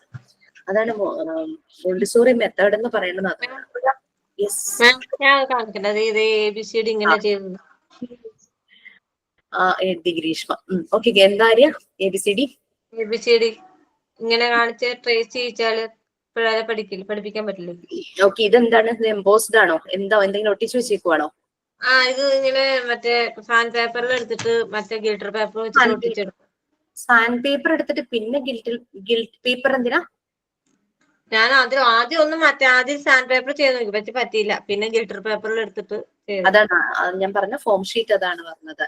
പിന്നെ ഇത് ആരെയും ഒന്ന് ജസ്റ്റ് അതിന്റെ മുകളിലൂടെ വിരലൊടിച്ച് അതിന്റെ ഗ്ലിറ്റർ കയ്യിൽ വരുന്നില്ലേ? കയ്യിലേക്ക് അതിന്റെ ഗ്ലിറ്റർ വരില്ലേ? വരുമാ കുട്ടികൾ അത് വായിൽ വെച്ചാ അത് പാടാണ്. വേറെ ഉണ്ടാക്കുന്നുണ്ട് മാം. ഇത് കൂട്ട് മേടിക്കാൻ കിട്ടും, 40 രൂപയേ ഉള്ളൂ. അതങ്ങനെ മേടിച്ചാൽ മതിയോ മാം? അതായിരിക്കുമ്പം എഴുതുമ്പം നല്ല ഭംഗിക്ക് ഇരിക്കുന്നുണ്ട്. അത് മേടിക്കുമ്പോ നമ്മൾ എഴുതുമ്പോ സാൻഡ് പേപ്പറിന്റെ ആണോ വാങ്ങിക്കാൻ കിട്ടുന്ന പറഞ്ഞത്? കിട്ടും. സാൻഡ് പേപ്പർ വാങ്ങിക്കാൻ കിട്ടും? എനിക്ക് അറിയില്ല കേട്ടോ. സാൻഡ് പേപ്പർ കിട്ടില്ല. സാൻഡ് പേപ്പറിന്റെ അല്ല, ഇതുപോലൊരു ഇപ്പൊ ആര്യ കാണിച്ച പോലെ തന്നെയാണ് ഇരിക്കുന്നത്. ആര്യ കാണിച്ചത്ര വലുപ്പമേ ഉള്ളൂ അക്ഷരത്തിന്. അപ്പൊ ഞാൻ വലുപ്പം കുറവാണെന്ന് പറഞ്ഞ് ഞാനത് മേടിച്ചില്ല. 40 രൂപ എന്ന് പറഞ്ഞത്. 40 രൂപയ്ക്ക് തരാന്ന് പറഞ്ഞു. പിന്നെ അത് സാൻഡ് പേപ്പർ ആണോ എന്നാണ് എന്റെ ചോദ്യം. സാൻഡ് പേപ്പർ അല്ല മാം. നമുക്ക് സാൻഡ് പേപ്പറാ വേണ്ടത്. സാൻഡ് പേപ്പറിന് 15 രൂപ. ഒരു A4 ഷീറ്റിനല്ലേ 15 രൂപ? അതെ. നമുക്ക് അതിലൊരു 4 ലെറ്റേഴ്സ് ഉണ്ടാക്കാൻ പറ്റില്ലേ? അത് എത്രണ്ണം പറ്റും? നമ്മളെ വേറൊരു പേപ്പറിലെ കട്ട് ചെയ്തിട്ട് ബൈക്കിൽ കൂടെ കട്ട് ചെയ്തെടുക്കുകയാണെങ്കിൽ നമുക്ക് ഒരുപാട് ലെറ്റേഴ്സ് എടുക്കാൻ പറ്റും. ഞാൻ അങ്ങനെയാ ചെയ്തത്. വൈറ്റ് പേപ്പറിൽ കട്ട് ചെയ്തിട്ട് ബൈക്കിൽ വെച്ച് ഞാൻ ഉണ്ടാക്കിയത് എന്റെ ഒരു പാം സൈസിലാ. ഇത് മതിയാവും. This is enough.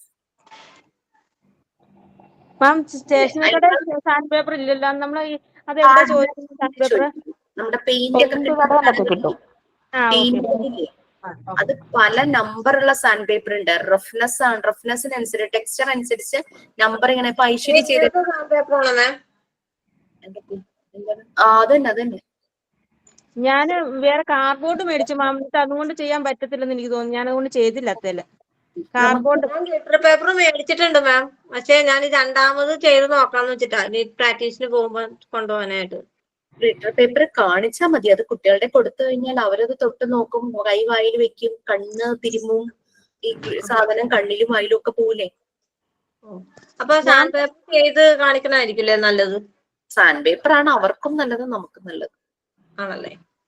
Sand paper ചെയ്യാൻ പറയണത് എന്താന്ന് വെച്ചാൽ മറിയ മോണ്ടിസോറി ഡിസൈൻ ചെയ്തൊരു മെറ്റീരിയൽ ആണ്. അത് ലോ കോസ്റ്റിൽ നമുക്ക് ചെയ്യാൻ പറ്റും. അപ്പൊ നിങ്ങൾ അതെല്ലാം ചെയ്യണം എന്നാണ് നമ്മൾ പറയുന്നത്. ടീച്ചിങ് എയ്ഡ്സ് ആയിട്ട് നിങ്ങൾ ചെയ്യുന്ന നമ്മളിപ്പോ സാൻഡ് പേപ്പർ ഞാൻ പറഞ്ഞില്ലേ, സാൻഡ് പേപ്പർ ചെയ്യുന്നതാണ് നല്ലത്. അപ്പൊ നമ്മൾ ഇതെല്ലാം ചെയ്തു. അപ്പൊ അത് നമ്മൾ സ്റ്റിക്കില് പിടിപ്പിച്ചിട്ട് കൈ കൊണ്ട് പിടിപ്പിച്ച് കൊടുത്തു കഴിഞ്ഞാൽ അങ്ങനെ പഠിപ്പിക്കണല്ലേ നല്ലത്? അങ്ങനെ ചെയ്യാം. ഇത് കളർ പെൻസിൽ കൊണ്ട് സ്കെച്ച് പേനയും കൊണ്ട് എഴുതിയാൽ മതിയോ മാം? എന്നാലും കുഴപ്പമുണ്ടോ? എഴുതിയാൽ മതിയോ? നന്നായിട്ട് എഴുതിയാൽ മതിയോ സ്കെച്ച് പേനയും കൊണ്ട്? എന്താണ് സാൻഡ് പേപ്പറിന് പകരം എഴുതിയാൽ മതി എന്നാണ് ചോദിക്കുന്നേ? Colour paper ഒട്ടിച്ചിട്ട്. ഞാൻ ഒരു മിനിറ്റ് കേട്ടോ. ഇനി എനിക്ക് കുറച്ച് ക്ലാരിഫിക്കേഷന്റെ ആവശ്യമുണ്ടെന്ന് എനിക്ക് തോന്നുന്നു. തനൂജ, ഞാൻ ശരിക്കും കണ്ടില്ല. നന്നായിട്ടുണ്ടായിരുന്നു. ഒന്നുകൂടെ കാണിക്കൂ. Very good. വീതിയൊക്കെ ഇങ്ങനെ കൂടിപ്പോയെന്ന് തോന്നുന്നു അല്ലെ? ഇച്ചിനൊക്കെ ഇച്ചിരി വലിയ അക്ഷരങ്ങളായി. വേണ്ടി വന്നല്ലോ. അതൊരു പാം സൈസ് ഈസ് ഇനഫ്. ഇതിലും ഒത്തിരി അങ്ങ് ചെറുതായി പോരുത്. ചെറുതായ നമുക്ക് കട്ട് ചെയ്യാൻ പാടായിരിക്കും. അല്പം ഒരു മീഡിയം സൈസിൽ. ഇപ്പൊ ഞാൻ എന്റെ ഒരു പാം സൈസിലാണ് ചെയ്തിരിക്കുന്നത്. 10 സെന്റിമീറ്റർ മറ്റുണ്ടെന്ന് തോന്നുന്നു ഈ ഒരു പേപ്പറിന്റെ. ഇത് കാർഡ്ബോർഡിൽ ഒട്ടിക്കണോട്ടോ. ഞാൻ ചാർട്ട് പേപ്പറിൽ ഒട്ടിച്ചിട്ടുള്ളൂ.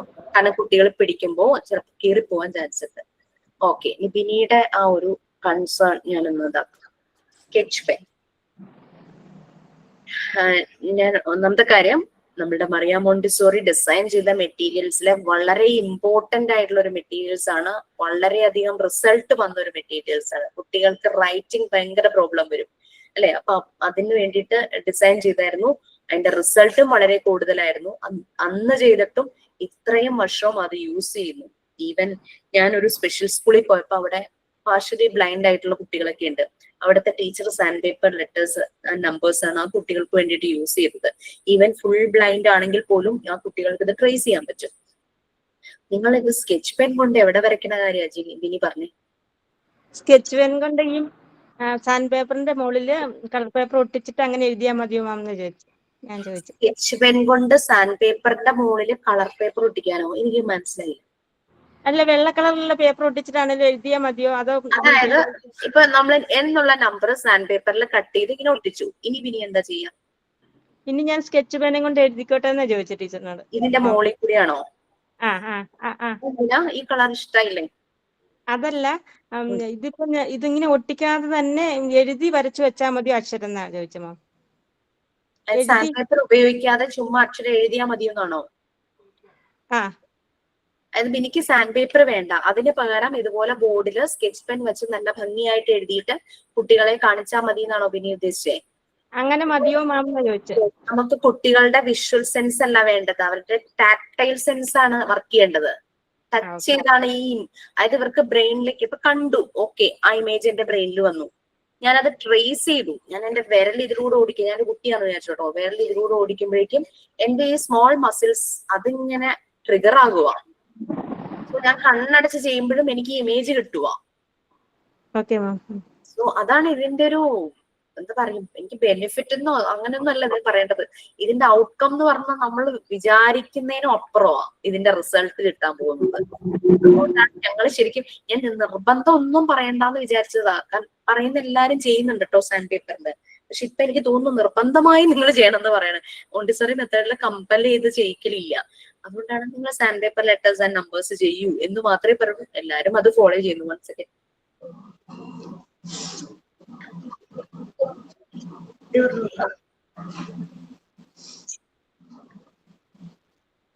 ഞാനൊരു കാര്യം പറയട്ടെ മാം. എനിക്കൊരു 2 minutes തരോ? ഒരു മിനിറ്റ്, ഒരാൾക്കൊരു വഴി പറഞ്ഞു കൊടുക്കാൻ.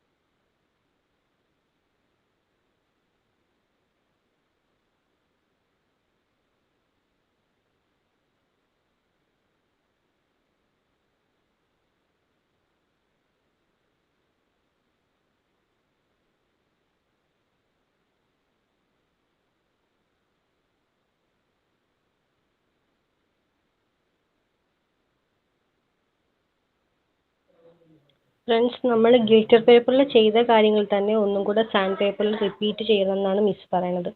നമ്മൾ ഈ ചോദിച്ച കാര്യം തന്നെ ചോദിച്ച് നമ്മൾ ഓൾമോസ്റ്റ് 1 hour ഒരു പീരീഡ് നമ്മളത് തീർന്നു എന്നാണ് തോന്നുന്നത്. ഇനി ഈ സാൻഡ് പേപ്പറിന്റെ കാര്യം കണ്ടിന്യൂസ് ആയിട്ട് ചോദിച്ച് ബാക്കിയും കൂടെ സമയം കളയണ്ടാട്ടാ. നമുക്ക് വേറെ എന്തെങ്കിലും ടോപ്പിക്ക് ചോദിച്ചേ. അതാ ഞാനും പറയാൻ വന്നതായിരുന്നു അത് കേട്ടോ. ഒത്തിരി സമയം പോയി. നമ്മളെപ്പോഴും മാമിന്റെ ക്ലാസ് ഇങ്ങനെ കളയുന്നുണ്ട്. ഞാൻ എങ്ങനെയാ പറയാ വിചാരിച്ച് മിണ്ടാണ്ടിരിക്കാണ്. ഇത് ഒരു പ്രാവശ്യം നമ്മൾ സബ്മിറ്റ് ചെയ്ത് ക്ലിയർ ആക്കി തന്ന കാര്യമാണ്, പിന്നെയും റിപ്പീറ്റ് ചെയ്ത് ചോദിക്കാണ്. ഞാനിതിനെ പറ്റി ചോദിക്കാറേ ഇല്ല, കാരണം ഞാൻ അത് ചെയ്ത കാരണം അതിനെ പറ്റി ചോദിക്കല തന്നെയല്ല. കുഴപ്പമില്ല, എനിക്ക് പറയുന്നതിന് എനിക്ക് ബുദ്ധിമുട്ടില്ല. ഇതിങ്ങനെ റെക്കോർഡ് ക്ലാസ് കേൾക്കുന്നവർക്ക് ചിലപ്പോൾ ഭയങ്കരമായിട്ട് അവരെ ദേഷ്യം വരും, ഫ്രസ്ട്രേറ്റഡ് ആക്കും. ഞാനൊരു കാര്യം പറയട്ടെ. പറയും. ഞാൻ സാൻഡ് പേപ്പറിൽ ചെയ്യണമെന്ന് ഉദ്ദേശിക്കണത്, സാൻഡ് പേപ്പറിൽ കുത്തും പൊന്തിയും താന്നും ഇരിക്കണതല്ലേ, പ്ലെയിൻ പേപ്പറിനേക്കാളും പൊന്തിയും താന്നും ഇരിക്കണ കാരണം കുട്ടികൾക്ക് അതുമ്മ കൂടെ കൈ വെക്കുമ്പോ പെട്ടെന്ന് അത് ക്യാച്ച് ചെയ്യാൻ പറ്റും. അതല്ലേ ശരിക്കും ഉദ്ദേശിക്കണത്? അതുകൊണ്ടല്ല അങ്ങനെ ചെയ്യണം എന്ന് പറയുന്നത്. അപ്പൊ കാണാത്തവർക്കായാലും കണ്ണടച്ചിട്ടായാലും കുട്ടികൾക്കായാലും ജസ്റ്റ് അതുമ്മ കൂടെ ആ ഉയർച്ച താഴ്ച വരുമ്പോ പെട്ടെന്ന് അത് മൈൻഡിൽ കയറും. അതല്ല അതിന്റെ പ്രത്യേകത. അതുകൊണ്ടല്ല അത് ചെയ്യണം എന്ന് പറയുന്നത്. നമ്മളുടെ വീട്ടിലെ കുഞ്ഞുങ്ങള്, ചുറ്റുപാടുമുള്ള കുഞ്ഞുങ്ങളെ നിങ്ങൾ ശ്രദ്ധിക്കുക. അവർക്ക് ഭയങ്കര കളർഫുളിനേക്കാളും അവരുടെ സെൻസസിനെ ട്രിഗർ ചെയ്യുന്ന എന്തെങ്കിലും കാര്യം കിട്ടിക്കഴിഞ്ഞാൽ അവർ ഭയങ്കരമായിട്ട് അതിലേ കോൺസെൻട്രേറ്റ് ചെയ്യുള്ളൂ. ഭയങ്കര കളർഫുൾ നിങ്ങൾ ഒത്തിരി ഇൻവെസ്റ്റ് ചെയ്ത് മണിയും ടൈമും ഇൻവെസ്റ്റ് ചെയ്ത് ഈ പറയുന്ന ഗ്ലിറ്റർ പേപ്പറും അതും ഇതൊക്കെ വാങ്ങിച്ചിട്ട് യാതൊരു പ്രയോജനവും ഇല്ല. അത് അവർക്ക് അലർജി ഉണ്ടാക്കും. ഈ സാധനം വായിപ്പോവും, കണ്ണിപ്പോവും, കണ്ണ് തിരുമ്പും, എന്തും അവർ ചെയ്യൂല. അവരുടെ വിരല് വെച്ചിട്ട് അവരുടെ ഹാൻഡ് എന്ന് പറയുന്നതാണ് അവരുടെ ഇൻസ്ട്രുമെന്റ്. അവരെന്തും ആ കാര്യങ്ങളുണ്ട് ചെയ്യും. ഇപ്പൊ നമ്മള് സാൻഡ് പേപ്പറിന്റെ പറഞ്ഞിട്ട് പലർക്കും അത് അങ്ങോട്ട് ഉൾക്കൊള്ളാൻ പറ്റുന്നില്ല. It's not a good paper, ആ ഒരു രീതിയിലാണ് പറയണത്. ബട്ട് അതിന്റെ റിസൾട്ട് നിങ്ങൾക്ക് ഊഹിക്കാവുന്നതിനപ്പുറമാണ്. നമ്മള് എത്രയോ വെച്ചിട്ട് കണ്ടു എന്നറിയോ അത്. അത് മാം പറഞ്ഞ ശരിയാണ്. ഞാൻ ഫസ്റ്റ് ഗ്ലിറ്റർ പേപ്പറിനകത്താണ് ചെയ്തത്. അന്ന് ഈ റൂം മൊത്തം ഈ പൊടിയായിരുന്നു. എന്റെ കുഞ്ഞുങ്ങളുടെ മുഖത്തും തലയിലും അലർജിയാണ്. ചില കുട്ടികൾക്ക് അത് ഒട്ടും പറ്റില്ല. തലയിലും മുഖത്തും എത്ര ദിവസം കുളിപ്പിച്ചാലും ഇത് പോവില്ലല്ലോ. നമ്മുടെ ഡ്രസ്സില് നമ്മളുടെ സെറ്റ് അവിടെ എന്തൊക്കെയുണ്ടോ ഇതിലൊക്കെ ആകും. കാണാൻ കൊള്ളാം, അത്രേ ഉള്ളൂ. ആ ഒരു വൺ ടൈം ആ ഒരു മൊമെന്റിലെ ഭംഗി എനിക്ക് തോന്നിയിട്ടുള്ളൂ ആ സ്ഥലത്തിന്. Okay fine, it's up to you. ഞാൻ ഒന്നും കമ്പൽ ചെയ്യില്ല. പിന്നെ അസൈൻമെന്റിന്റെ കാര്യം ഞാൻ പറയാൻ കാരണം എന്താന്ന് വെച്ച് കഴിഞ്ഞാൽ I just got one concern. ഒരു വളരെ വിഷമകരമായ രീതിയിൽ ഏത് ബാച്ചാന്നൊന്നും എനിക്കറിയില്ല. എഫേർട്ട് എടുത്ത് എഴുതിയ അസൈൻമെന്റിന്, എന്റെ അസൈൻമെന്റിന് 10 മാർക്ക്, 4-5 പേജ് എഴുതിയത് 1 പേജ് എഴുതിയ ആൾക്കും 10 മാർക്ക്. ഇതിന്റെ ക്രൈറ്റീരിയ എന്താന്ന് ചോദിച്ചുകൊണ്ട് ഒരു കുട്ടിയുടെ ഒരു റിക്വസ്റ്റ് കേട്ടായിരുന്നു. സാർ എനിക്ക് അയച്ചു തന്നു ആ കുട്ടിയുടെ ഒരു റിക്വസ്റ്റ്. അതുകൊണ്ടാണ് അസൈൻമെന്റ് എന്തിനാന്നുള്ളത് ഞാൻ നിങ്ങളെ കൊണ്ട് തന്നെ പറയിച്ചത്. അല്ലെ, നമ്മളുടെ നോളജ് വൈഡൻ ആണ്. നമ്മൾക്ക് കിട്ടുന്ന ഇൻഫർമേഷൻസ് അത് കൂടുതൽ നല്ലതുപോലെ നമ്മൾ മനസ്സിലാക്കി, അല്ലാണ്ട് കോപ്പി പേസ്റ്റ് ചെയ്യാനോ അല്ല. ഇപ്പൊ നിങ്ങൾ വിചാരിക്കും ഞാനിങ്ങനെ അറിയണു കോപ്പി പേസ്റ്റ് ആണോ, ഞാൻ തന്നെ എഫേർട്ട് എടുത്ത് ചെയ്തതാണോ എന്നുള്ളത്. At the time of viva I can understand that. ഞാൻ ചോദിക്കുവാണ്, നിങ്ങൾ ചെയ്തൊരു, ഞാൻ ഒന്നും കാണിച്ചു തരാൻ ഒന്നും ഞാൻ പറയില്ല. ചെയ്തൊരു അസൈൻമെന്റിന്റെ കണ്ടന്റ് ഏതെങ്കിലും നാട്ടോ പറയാറ്, ഒന്ന് ബ്രീഫ് ചെയ്യാമോ പറയും. അയ്യോ മാം മറന്നുപോയി. സോ മറന്നുപോയി മീൻസ് അത് അവരല്ല ചെയ്തത്, അവരെന്തൊക്കെയോ കോപ്പി ചെയ്തു എന്ന് മാത്രമേ ഉള്ളൂ. നമ്മൾ എഫേർട്ട് എടുത്ത് ചെയ്തത്, നിങ്ങൾ 10 പേരെ കണ്ട് 10 പേരും പറഞ്ഞ കാര്യങ്ങൾ നിങ്ങളുടെ മനസ്സിലുണ്ട്. അവരുടെ ഫേസ് ഉണ്ട്, അവരുടെ ഫേഷ്യൽ എക്സ്പ്രഷൻ ഉണ്ട്. അല്ലെ, ഹെൽത്തിനെ കുറിച്ച് ചോദിച്ചത്. അയ്യോ ഞാൻ മറന്നുപോയി, ഞാൻ പോയി ചോദിച്ചു, ഞാൻ എന്തൊക്കെയോ എഴുതി വെച്ചു. ഞാൻ മറന്നുപോയെന്ന് പറഞ്ഞു കഴിഞ്ഞാൽ അത് ഞാൻ അത്ര എഫേർട്ട് എടുത്ത് ചെയ്തിട്ടില്ല. ഞാൻ എന്റെ മൈൻഡ് അതിലേക്ക് കൊടുക്കാതെ എന്തൊക്കെയോ കാണിച്ചു കൂട്ടിയത് കൊണ്ടല്ലേ ഞാൻ മറന്നു പോകുന്നത്. അപ്പൊ അസൈൻമെന്റ് നിങ്ങൾ സബ്മിറ്റ് ചെയ്യുമ്പോൾ അവിടെ മാർക്ക് ഇടുന്നു ഒരു വാലുവേഷൻ ടീം. കാരണം എന്താന്ന് വെച്ചാൽ ഞങ്ങൾ കൊടുത്തിട്ടുണ്ട്, ഇതാണ് അതിന്റെ കണ്ടന്റ് എന്ന് പറഞ്ഞ് കൊടുക്കും. അപ്പൊ അതിനനുസരിച്ച് അവർ മാർക്ക് ഇടും. ഈ മാർക്ക് ഞങ്ങൾക്ക് ഷെയർ ചെയ്യും. ഈ മാർക്കും വെച്ചിട്ടാണ് അസൈൻമെന്റിന്റെ വൈവ സമയത്ത് അസൈൻമെന്റിനെ കുറിച്ച് ചോദിക്കുന്നത്. ഞാനെല്ലാം സബ്മിറ്റ് ചെയ്തു, എനിക്ക് എല്ലാം ഫുൾ മാർക്ക് കിട്ടി. ബട്ട് ചോദിക്കുമ്പോൾ അത് പ്രസന്റ് ചെയ്യാൻ പറ്റുന്നില്ല. അതെന്തുകൊണ്ടാണ്? അത് അവർ ചെയ്തിട്ടില്ല, ആത്മാർത്ഥമായി ചെയ്യാത്തോണ്ടല്ലേ. മാർക്കിന് വേണ്ടിയിട്ട് എന്തൊക്കെയോ കോപ്പി പേസ്റ്റ് ചെയ്ത് സബ്മിറ്റ് ചെയ്തു, അത്രയേ ഉള്ളൂ. നമ്മൾ എഫേർട്ട് എടുത്തിട്ടുണ്ടോ അതിന്റെ ഫ്രൂട്ട് എന്തായാലും നമുക്ക് കിട്ടും. അതിനെ കുറിച്ച് ആർക്കും ഒരു ടെൻഷൻ വേണ്ട. വൈവ എന്ന് പറയുന്ന അത്ര ടെൻസ്ഡ് ആയിട്ടുള്ള സംഭവമേ അല്ല. അതൊരു ചെറിയൊരു മോക്ക് ഇന്റർവ്യൂ പോലെയാണ്. പിന്നെന്ന് വെച്ചാൽ ഞങ്ങൾക്ക് പേഴ്സണലി നിങ്ങളെ ഒന്ന് അറിയാനും പറ്റും, സംസാരിക്കാൻ പറ്റും, നേരിട്ടൊന്ന് കാണാൻ പറ്റും. വേറെ ഇൻ ബിറ്റ്വീൻ നമുക്കിടയിൽ വേറെ ആരും ഉണ്ടാവില്ല. നമ്മൾ 2 പേരും മാത്രമേ ഉള്ളൂ. റെക്കോർഡിങ്ങും ആയിരിക്കില്ല. ഓക്കെ, ഒരു 10 മിനിറ്റ്സ് ആണെങ്കിലും ആ 10 മിനിറ്റ്സിൽ നമ്മൾ തമ്മിൽ ഉണ്ടാകുന്ന ആ ഒരു അടുപ്പം അത് ലൈഫ് ലോങ് അത് ഉണ്ടാകും. ആ ഒരു വൈവ ടൈമിൽ അല്ലാതെ പേടിപ്പിക്കാനോ ഒന്നുമല്ല വൈവ വയ്ക്കുന്നത്. നമുക്കൊരു കോഴ്സ് എന്ന് പറയുമ്പോഴേക്കും അതിനൊരു സ്ട്രക്ചർ ഉണ്ടല്ലോ. തിയറി എക്സാംസ് നടത്തും, പ്രാക്ടിക്കൽസും ഉണ്ട്. നമ്മുടെ മോണ്ടിസോറി മെത്തേഡ് എന്ന് പറഞ്ഞാൽ പ്രാക്ടിക്കൽസ് ആണ്. ആ പ്രാക്ടിക്കലിന്റെ അതിലെല്ലാം ഡിവിഷൻ നിങ്ങൾക്ക് തന്നിട്ടുണ്ടെന്ന് തോന്നുന്നു, സബ്ജക്ട് വൈസും പ്രാക്ടിക്കൽ വൈസും. അപ്പൊ നമ്മള് അപ്പൊ മാർക്ക് ഇടണം എന്തായാലും. നമ്മളുടെ പെർഫോമൻസ്, നമ്മളുടെ പൊട്ടൻഷ്യലിനാണ് ആ ഒരു വാല്യൂ അവിടെ കിട്ടുന്നത്.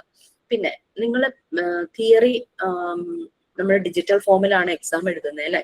നമ്മൾ വളരെ ശ്രദ്ധിച്ച് ചെയ്യുമ്പോൾ തന്നെയും ടച്ച് മാറുമ്പോൾ തന്നെ ആൻസർ തെറ്റാനുള്ള ചാൻസ് ഉണ്ട്, നമ്മൾ അറിയാതെ തന്നെ. അത് നമുക്ക് കോമ്പൻസേറ്റ് ചെയ്യാൻ പറ്റുന്നത് ഈ വൈവയിലാണ്. അതുകൊണ്ട് വൈവ അറ്റൻഡ് ചെയ്യാൻ ആരും മടിക്കരുത്. നിങ്ങളൊന്ന് വന്ന് നിങ്ങൾക്ക് ആ മെത്തേഡ് ഉള്ളിൽ കയറിയിട്ടുണ്ടോ അത് മാത്രം അറിയാനാണ് നമ്മൾ വൈവ നടത്തുന്നത്.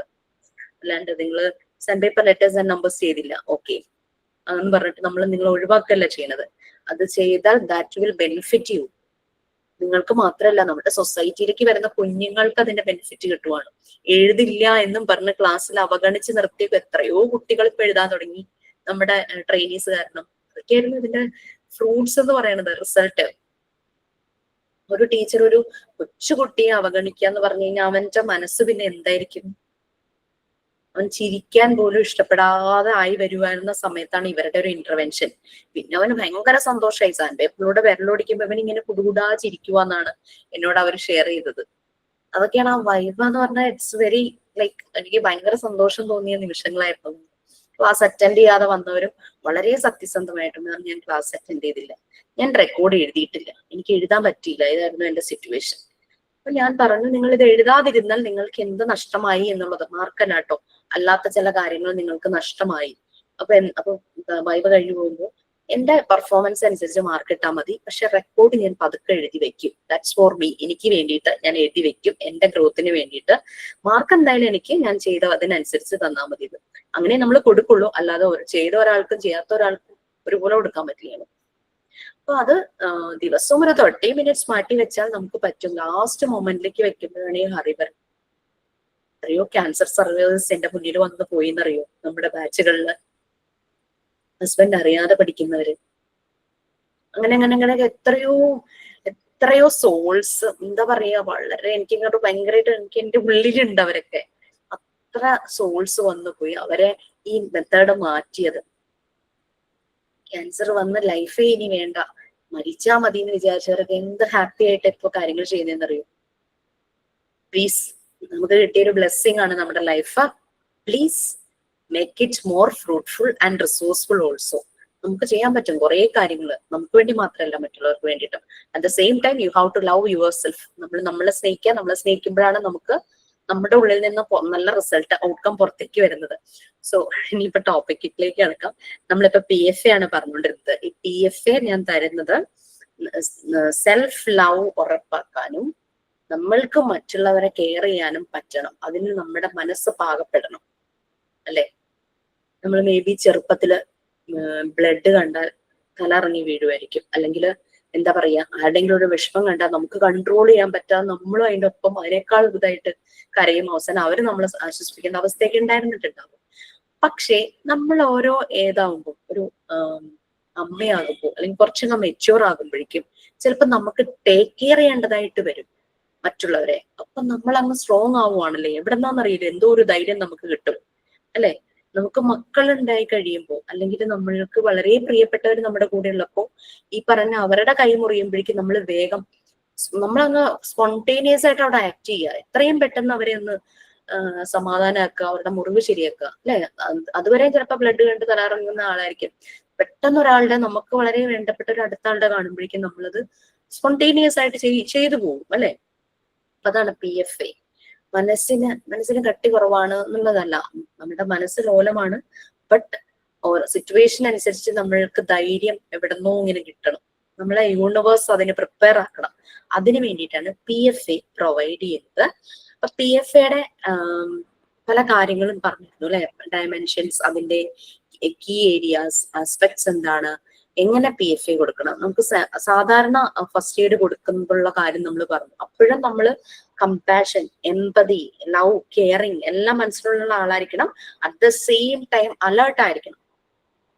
ആലോചിച്ച് നിൽക്കാൻ സമയമല്ല, ആ സ്പോട്ടിൽ നമ്മൾ പ്രവർത്തിച്ചു തുടങ്ങണം. അതായിരുന്നു നമ്മൾ ഫസ്റ്റ് എയ്ഡിന്റെ കാര്യത്തിൽ പറഞ്ഞത്. ഒരു കുട്ടി മുങ്ങി താഴുന്നു, എത്രയും പെട്ടെന്ന് അതിനെ വെള്ളത്തിൽ നിന്ന് എടുക്കാനായിട്ട് പറ്റണം. നമുക്കിപ്പോ സ്വിമ്മിങ് അറിയില്ലായിരിക്കാം, ബട്ട് അത് എന്താണോ അതിനെ നമ്മൾ കൊണ്ട് പെട്ടെന്ന് ചെയ്യാൻ പറ്റുന്നത്, ആ കാര്യം നമുക്ക് ചെയ്യാനായിട്ട് പറ്റണം. എത്രയോ കുട്ടികൾക്ക് ഈ ജീവൻ രക്ഷാ രാഷ്ട്രപതിന്ന് ഇങ്ങനെ അവാർഡുകളൊക്കെ കിട്ടിയിട്ടുണ്ടല്ലേ. ഇങ്ങനെ ഈ പെരിയാറിൽ മുങ്ങിപ്പോയ അതിനെ രക്ഷിച്ചു, അവരെ രക്ഷിച്ചു എന്നൊക്കെ പറഞ്ഞിട്ട് കുറേയൊക്കെ കണ്ടിട്ടുണ്ടല്ലേ, നമ്മൾ കേട്ടിട്ടുമുണ്ട്. അവർ ആ ഒരു സ്പോണ്ടേനിയസ് ആക്ഷൻ ആണ് ഒരു ജീവനെ രക്ഷപ്പെടുത്തിയത് എന്ന് പറയും. അപ്പൊ അതാണ് PFAയുടെ കാര്യം വന്നത്. എവിടെ വരെ പറഞ്ഞു? ആ ഒരു 7 കാര്യമായിരുന്നു പറഞ്ഞുകൊണ്ടിരുന്നത്. അത് ഷെയർ ചെയ്തേക്കാം PDF.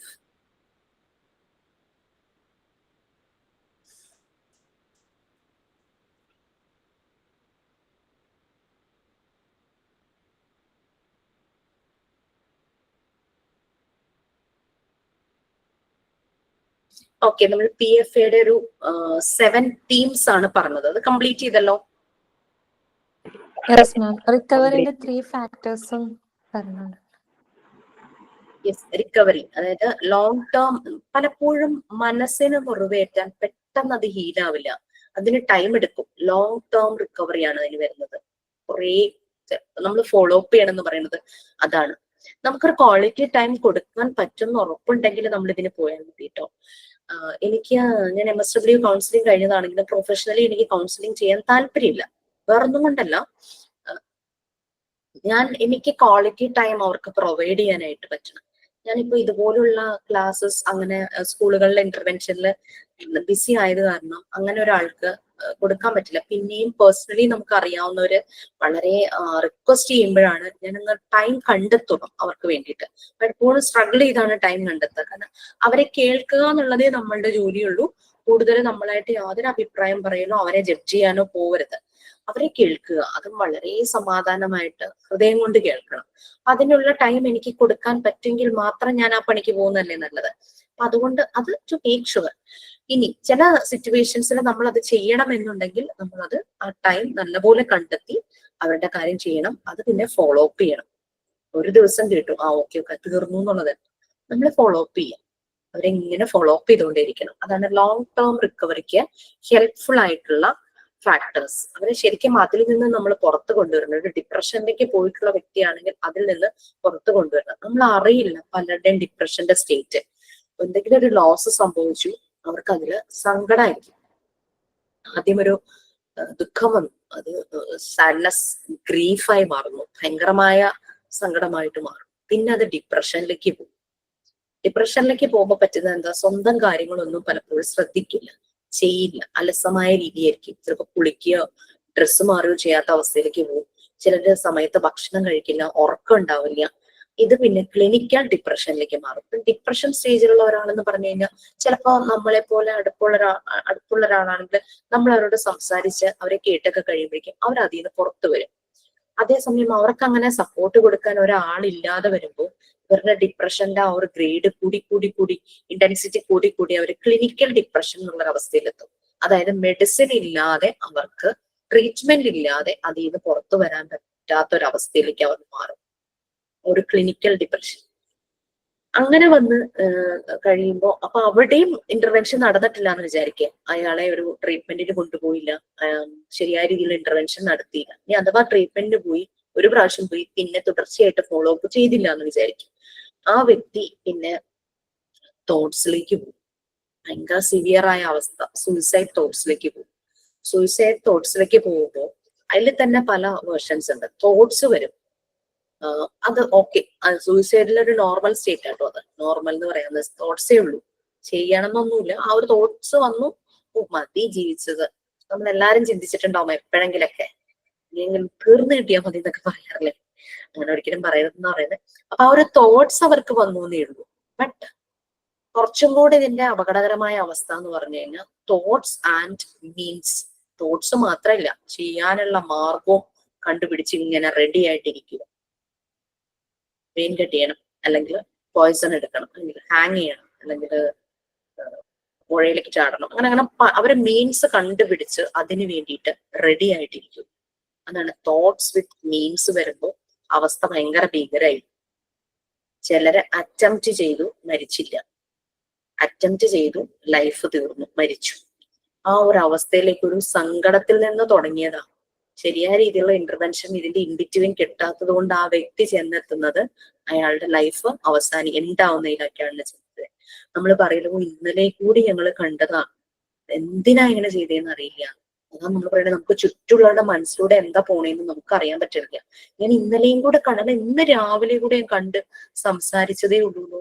ആള് ഇത്ര പെട്ടെന്ന് അങ്ങനെ നമ്മൾ പല കേസസും നമ്മള് എന്തെങ്കിലും അറ്റ്ലീസ്റ്റ് നമ്മുടെ വീട്ടിൽ ആരെങ്കിലും അങ്ങനെ ആരെ കുറിച്ച് ഇങ്ങനെ പറയുന്നത്, അടുത്തുള്ള ആരെങ്കിലും കുറിച്ച് പറയുന്നതൊക്കെ നമുക്ക് കേട്ടിട്ടുണ്ടാവും.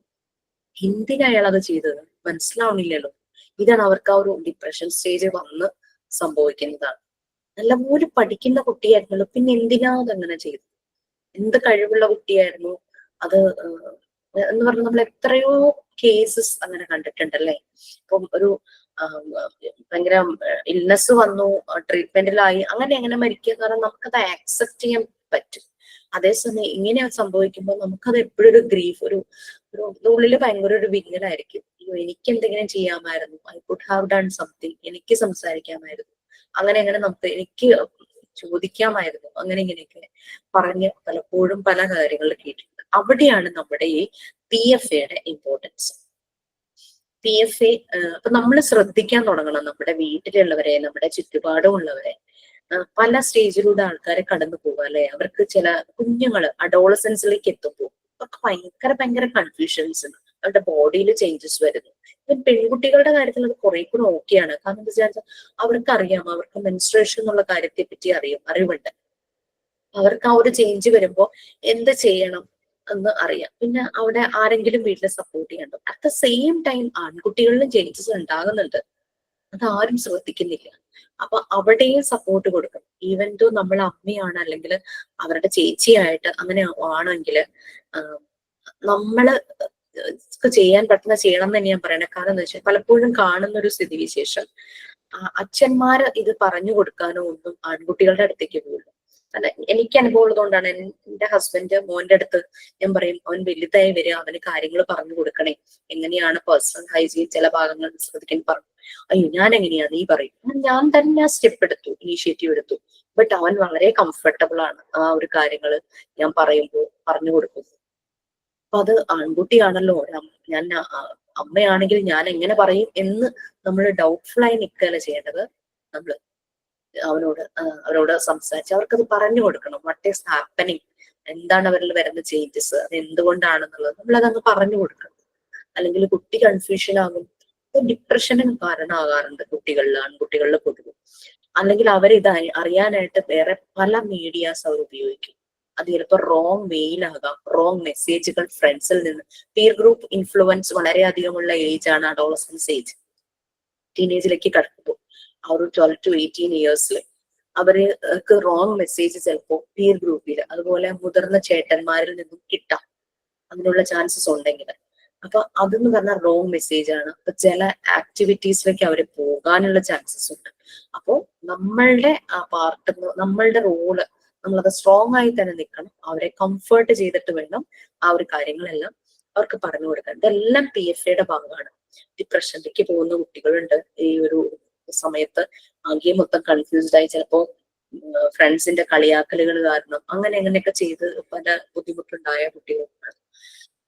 PFAയുടെ ഇമ്പോർട്ടൻസ് അതായിരുന്നു. നമ്മളെ ലോങ് ടേം റിക്കവറി എന്ന് പറഞ്ഞാൽ നമ്മുടെ ഫോളോ അപ്പ് തന്നെയാണ് അതിൽ ഏറ്റവും പ്രധാനപ്പെട്ടത്. പിന്നെ ഒരാളുടെ പൊട്ടൻഷ്യൽ അയാൾക്ക് തിരിച്ചറിയുന്ന രീതിയിൽ അയാളെ കേപ്പബിൾ ആക്കുക. നിങ്ങൾ കൊണ്ട് ഇത് പറ്റും, യു ക്യാൻ ഡു ദിസ്. അയാൾ സ്വന്തം കാര്യങ്ങൾ ചെയ്യാനായിട്ട് ആ ഒരു ഇത്, യെസ് എനിക്കിത് പറ്റും എന്നൊരു ഫീൽ ആൾക്ക് വരണം. പിന്നെ സപ്പോർട്ട് എപ്പോഴും കൊടുക്കുക. പിന്നെ അവർക്ക് എപ്പോഴും സേഫ്, അവര് കാമാണ്. പിന്നെ അതിനനുസരിച്ചുള്ള ആളുകളുമായിട്ട് കണക്ട് ചെയ്ത്, ഇപ്പൊ ടെൻഷൻ ഉണ്ടാക്കുന്ന സിറ്റുവേഷനുമായിട്ട് കണക്ട് ചെയ്യാതെ അവരെ നല്ല രീതിയിൽ കണക്ട് ചെയ്യാനായിട്ട് നോക്കുക. പിന്നെ പല ഇടങ്ങളിലുള്ള ആളുകൾക്ക് PFA വേണ്ടി വരും. അതായത് ചില ആളുകൾക്ക് ലൈഫ് ത്രെട്ടനിങ് ഇൽനെസ് ഉണ്ടാകും.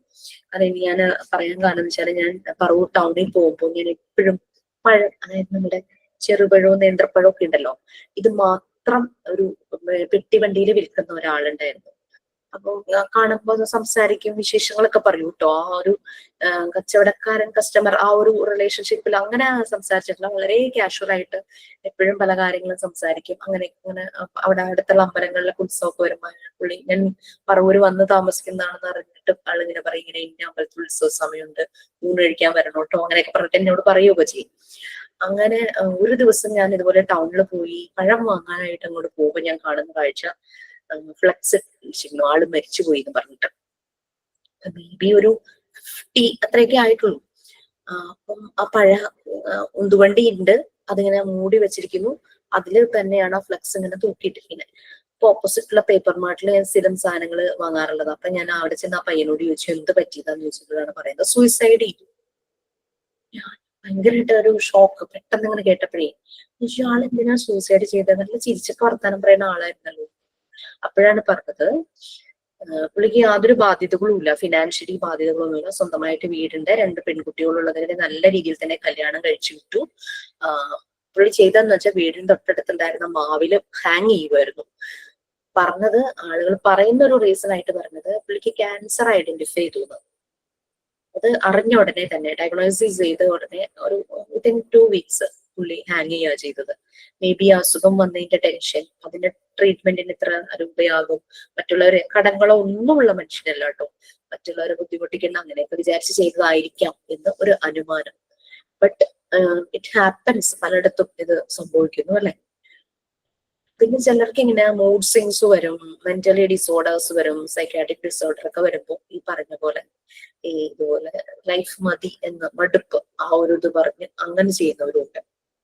കുട്ടികള് എക്സാമിൽ ഫെയിൽ ആവുമെന്ന് പേടിച്ചിട്ട്, ചിലപ്പോ പാരന്റ്സിന്റെയും അതുപോലെ തന്നെ ടീച്ചേഴ്സിന്റെയും ഭയങ്കര പ്രഷറൊക്കെ വരുമ്പോൾ ഔട്ട് ഓഫ് ഫെയിലിയറിനെ കുറിച്ച് ഓർത്ത് പേടിച്ചിട്ട് അത് ചെയ്യുന്ന കുട്ടികളുണ്ട്. അപ്പൊ അങ്ങനെ പലരും. പിന്നെ ലവ് ഫെയിലിയർ, റിലേഷൻഷിപ്പിൽ ഉണ്ടാകുന്ന മെച്യൂരിറ്റി ഇല്ലാതെയുള്ള പല പ്രശ്നങ്ങളും വരുമല്ലോ. പിന്നെ ആരെങ്കിലും ബ്ലാക്ക് മെയിൽ ചെയ്യുമ്പോൾ അങ്ങനെ പല രീതിയിൽ നമ്മളിത് കുഞ്ഞുങ്ങൾ അത്രയും ഡെലിക്കേറ്റ് ആണ്. അവരെ നമ്മളപ്പോ കുഞ്ഞുങ്ങളെന്ന് മാത്രമല്ല, പ്രായമായ ആളുകള് നല്ല ഹെൽത്തി ആയിട്ട് കാര്യങ്ങളൊക്കെ ചെയ്തു വരുമായിരിക്കും. അപ്പോഴായിരിക്കും എന്തെങ്കിലും അസുഖം വന്ന് ലൈഫിൽ ഭയങ്കര റെസ്ട്രിക്ഷൻസ്, ഭക്ഷണ കാര്യമാണെങ്കിലും അവർ ഡെയിലി ചെയ്യുന്ന ആക്ടിവിറ്റീസിൽ റെസ്ട്രിക്ഷൻ വരുമ്പോഴും ഇതുപോലെ ആകെ വിഷമിക്കും അവരും ഇതുപോലെ ചിലപ്പോ 80 വയസ്സൊക്കെ കഴിയുന്നവർ തന്നെയാവും ഈ സൂസൈഡ് ചെയ്യുന്നത്. അങ്ങനെയും കേട്ടിട്ടുണ്ട്. അപ്പൊ നമ്മളുടെ ചുറ്റും PFA നീഡഡ് ആയിട്ടുള്ള ആളുകൾ വളരെ കൂടുതലാണ്. എല്ലാ ഏജ് കാറ്റഗറിയിലും വരും ഈ PFA ആവശ്യമുള്ളത്.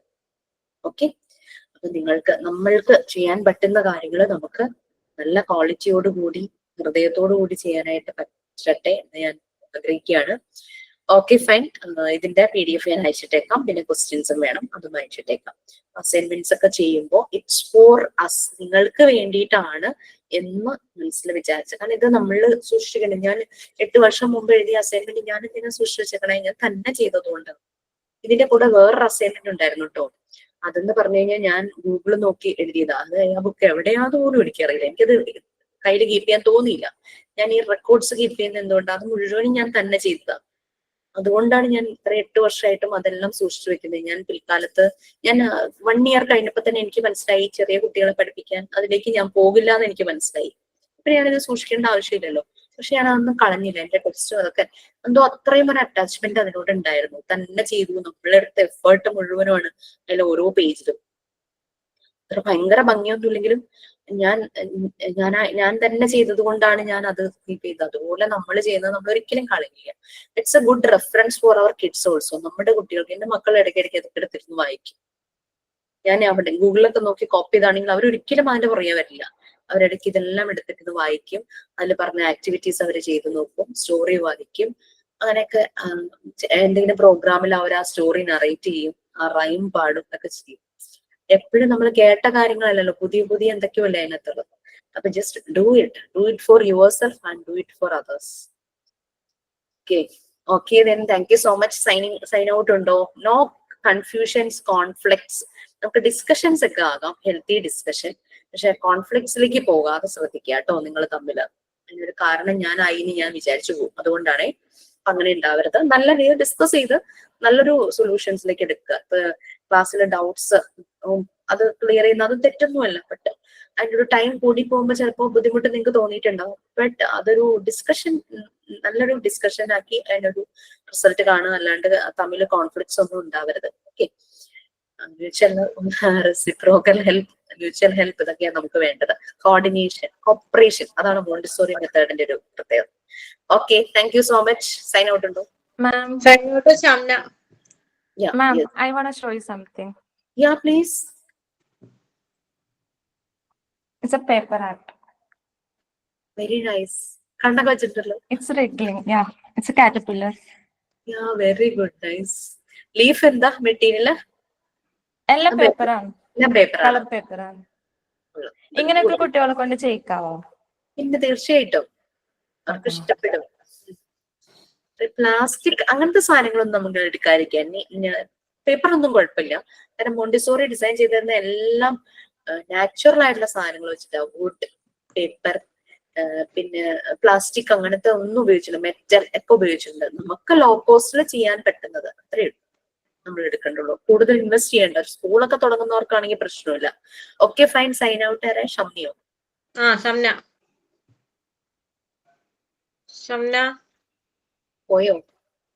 അറിയില്ല മാം. ഗ്രീഷ്മ ആ എഴുതിയത് നല്ല രസം. ഞാനൊക്കെ ഓർക്കുവാ, ഞാനൊക്കെ എന്തോരം പ്രാവശ്യം ചെയ്തിട്ട് എനിക്കൊക്കെ എനിക്ക് ആ എഴുതാനല്ലായിരുന്നു എന്റെ ബുദ്ധിമുട്ട്, എനിക്ക് വാ എഴുതാനായിരുന്നു ബുദ്ധിമുട്ട്. അത് പറഞ്ഞ ആരും വിശ്വസിക്കില്ല. എനിക്ക് ഇപ്പോഴും ഓർമ്മയുണ്ട് വാ എഴുതാനിട്ട് എന്റെ അച്ഛൻ അങ്ങനെ തല്ലൊന്നുമില്ല, ഒരൊറ്റ അടി എനിക്ക് തന്നു. കൊറേ പറഞ്ഞിട്ട് കൊറേ ചെയ്യിച്ചിട്ട് എന്റെ വാ ശരിയാവണ്ടില്ല. ഒരൊറ്റ അടി അടിച്ചു. ഞാനത് ചെറിയ പ്രായമല്ലേ, യൂറിൻ പോയി. ആ ഒരു അവസ്ഥയിലായിരുന്നു അന്ന്, പേടിച്ചിട്ട്. Yes please. ഞാൻ പറട്ടെന്നാ. ഓക്കെ ആര്യ, ഷംന ഉണ്ടാവുകയായിരിക്കും. ആദ്യമായിട്ട് മിസ്സിന്റെ ക്ലാസ് സൈൻ ഔട്ട് പറയണേ. Thank you, ma'am. Thank you, ma'am. Disha, ma'am. Today class record ഇതെല്ലാം പറഞ്ഞു. റെക്കോർഡിനെ കുറിച്ചുള്ള സംശയങ്ങളൊക്കെയാണ് ഇന്നത്തെ ക്ലാസ്സിൽ പറഞ്ഞത്. നമ്മൾ ടീച്ചിങ് പ്രാക്ടീസിന് പോകുമ്പോൾ എങ്ങനെയാണ് പിള്ളേരോട് പെരുമാറുക, എങ്ങനെയാണ് കുട്ടികൾക്ക് ഓരോ വർക്കുകൾ ചെയ്തു കൊടുക്കുക, പിന്നെ അതേപോലെ തന്നെ അവരെ കൊണ്ട് നമ്മൾ മാക്സിമം നമ്മളെ കൊണ്ടാവുന്ന പോലെ അവരെ കൊണ്ട് ട്രെയിൻ ചെയ്യിക്കുക, അവരുടേതായ രീതിയിൽ സംസാരിപ്പിക്കുക, അവരെ കൊണ്ട് കൈപിടിപ്പിച്ച് എഴുതിപ്പിക്കുക, അങ്ങനെയുള്ള കാര്യങ്ങളാണ് ജിഷ മാം ഇന്നത്തെ ക്ലാസ്സിൽ പറഞ്ഞത്. കൂടാതെ തന്നെ അതേപോലെ കുട്ടികൾക്ക് ഉണ്ടാകുന്ന പാട്ടുകൾ, റൈംസ്, ആക്ഷൻ സോങ്, ഇങ്ങനെയുള്ള കാര്യങ്ങൾ നമ്മൾ കൂടുതലായിട്ട് കുട്ടികളെ കൊണ്ട് ചെയ്യിപ്പിക്കേണ്ടതാണ്. Ma'am, thank you ma'am. Thank you, ma'am. Thank you, ma'am. Thank you, ma'am. Thank you, ma'am.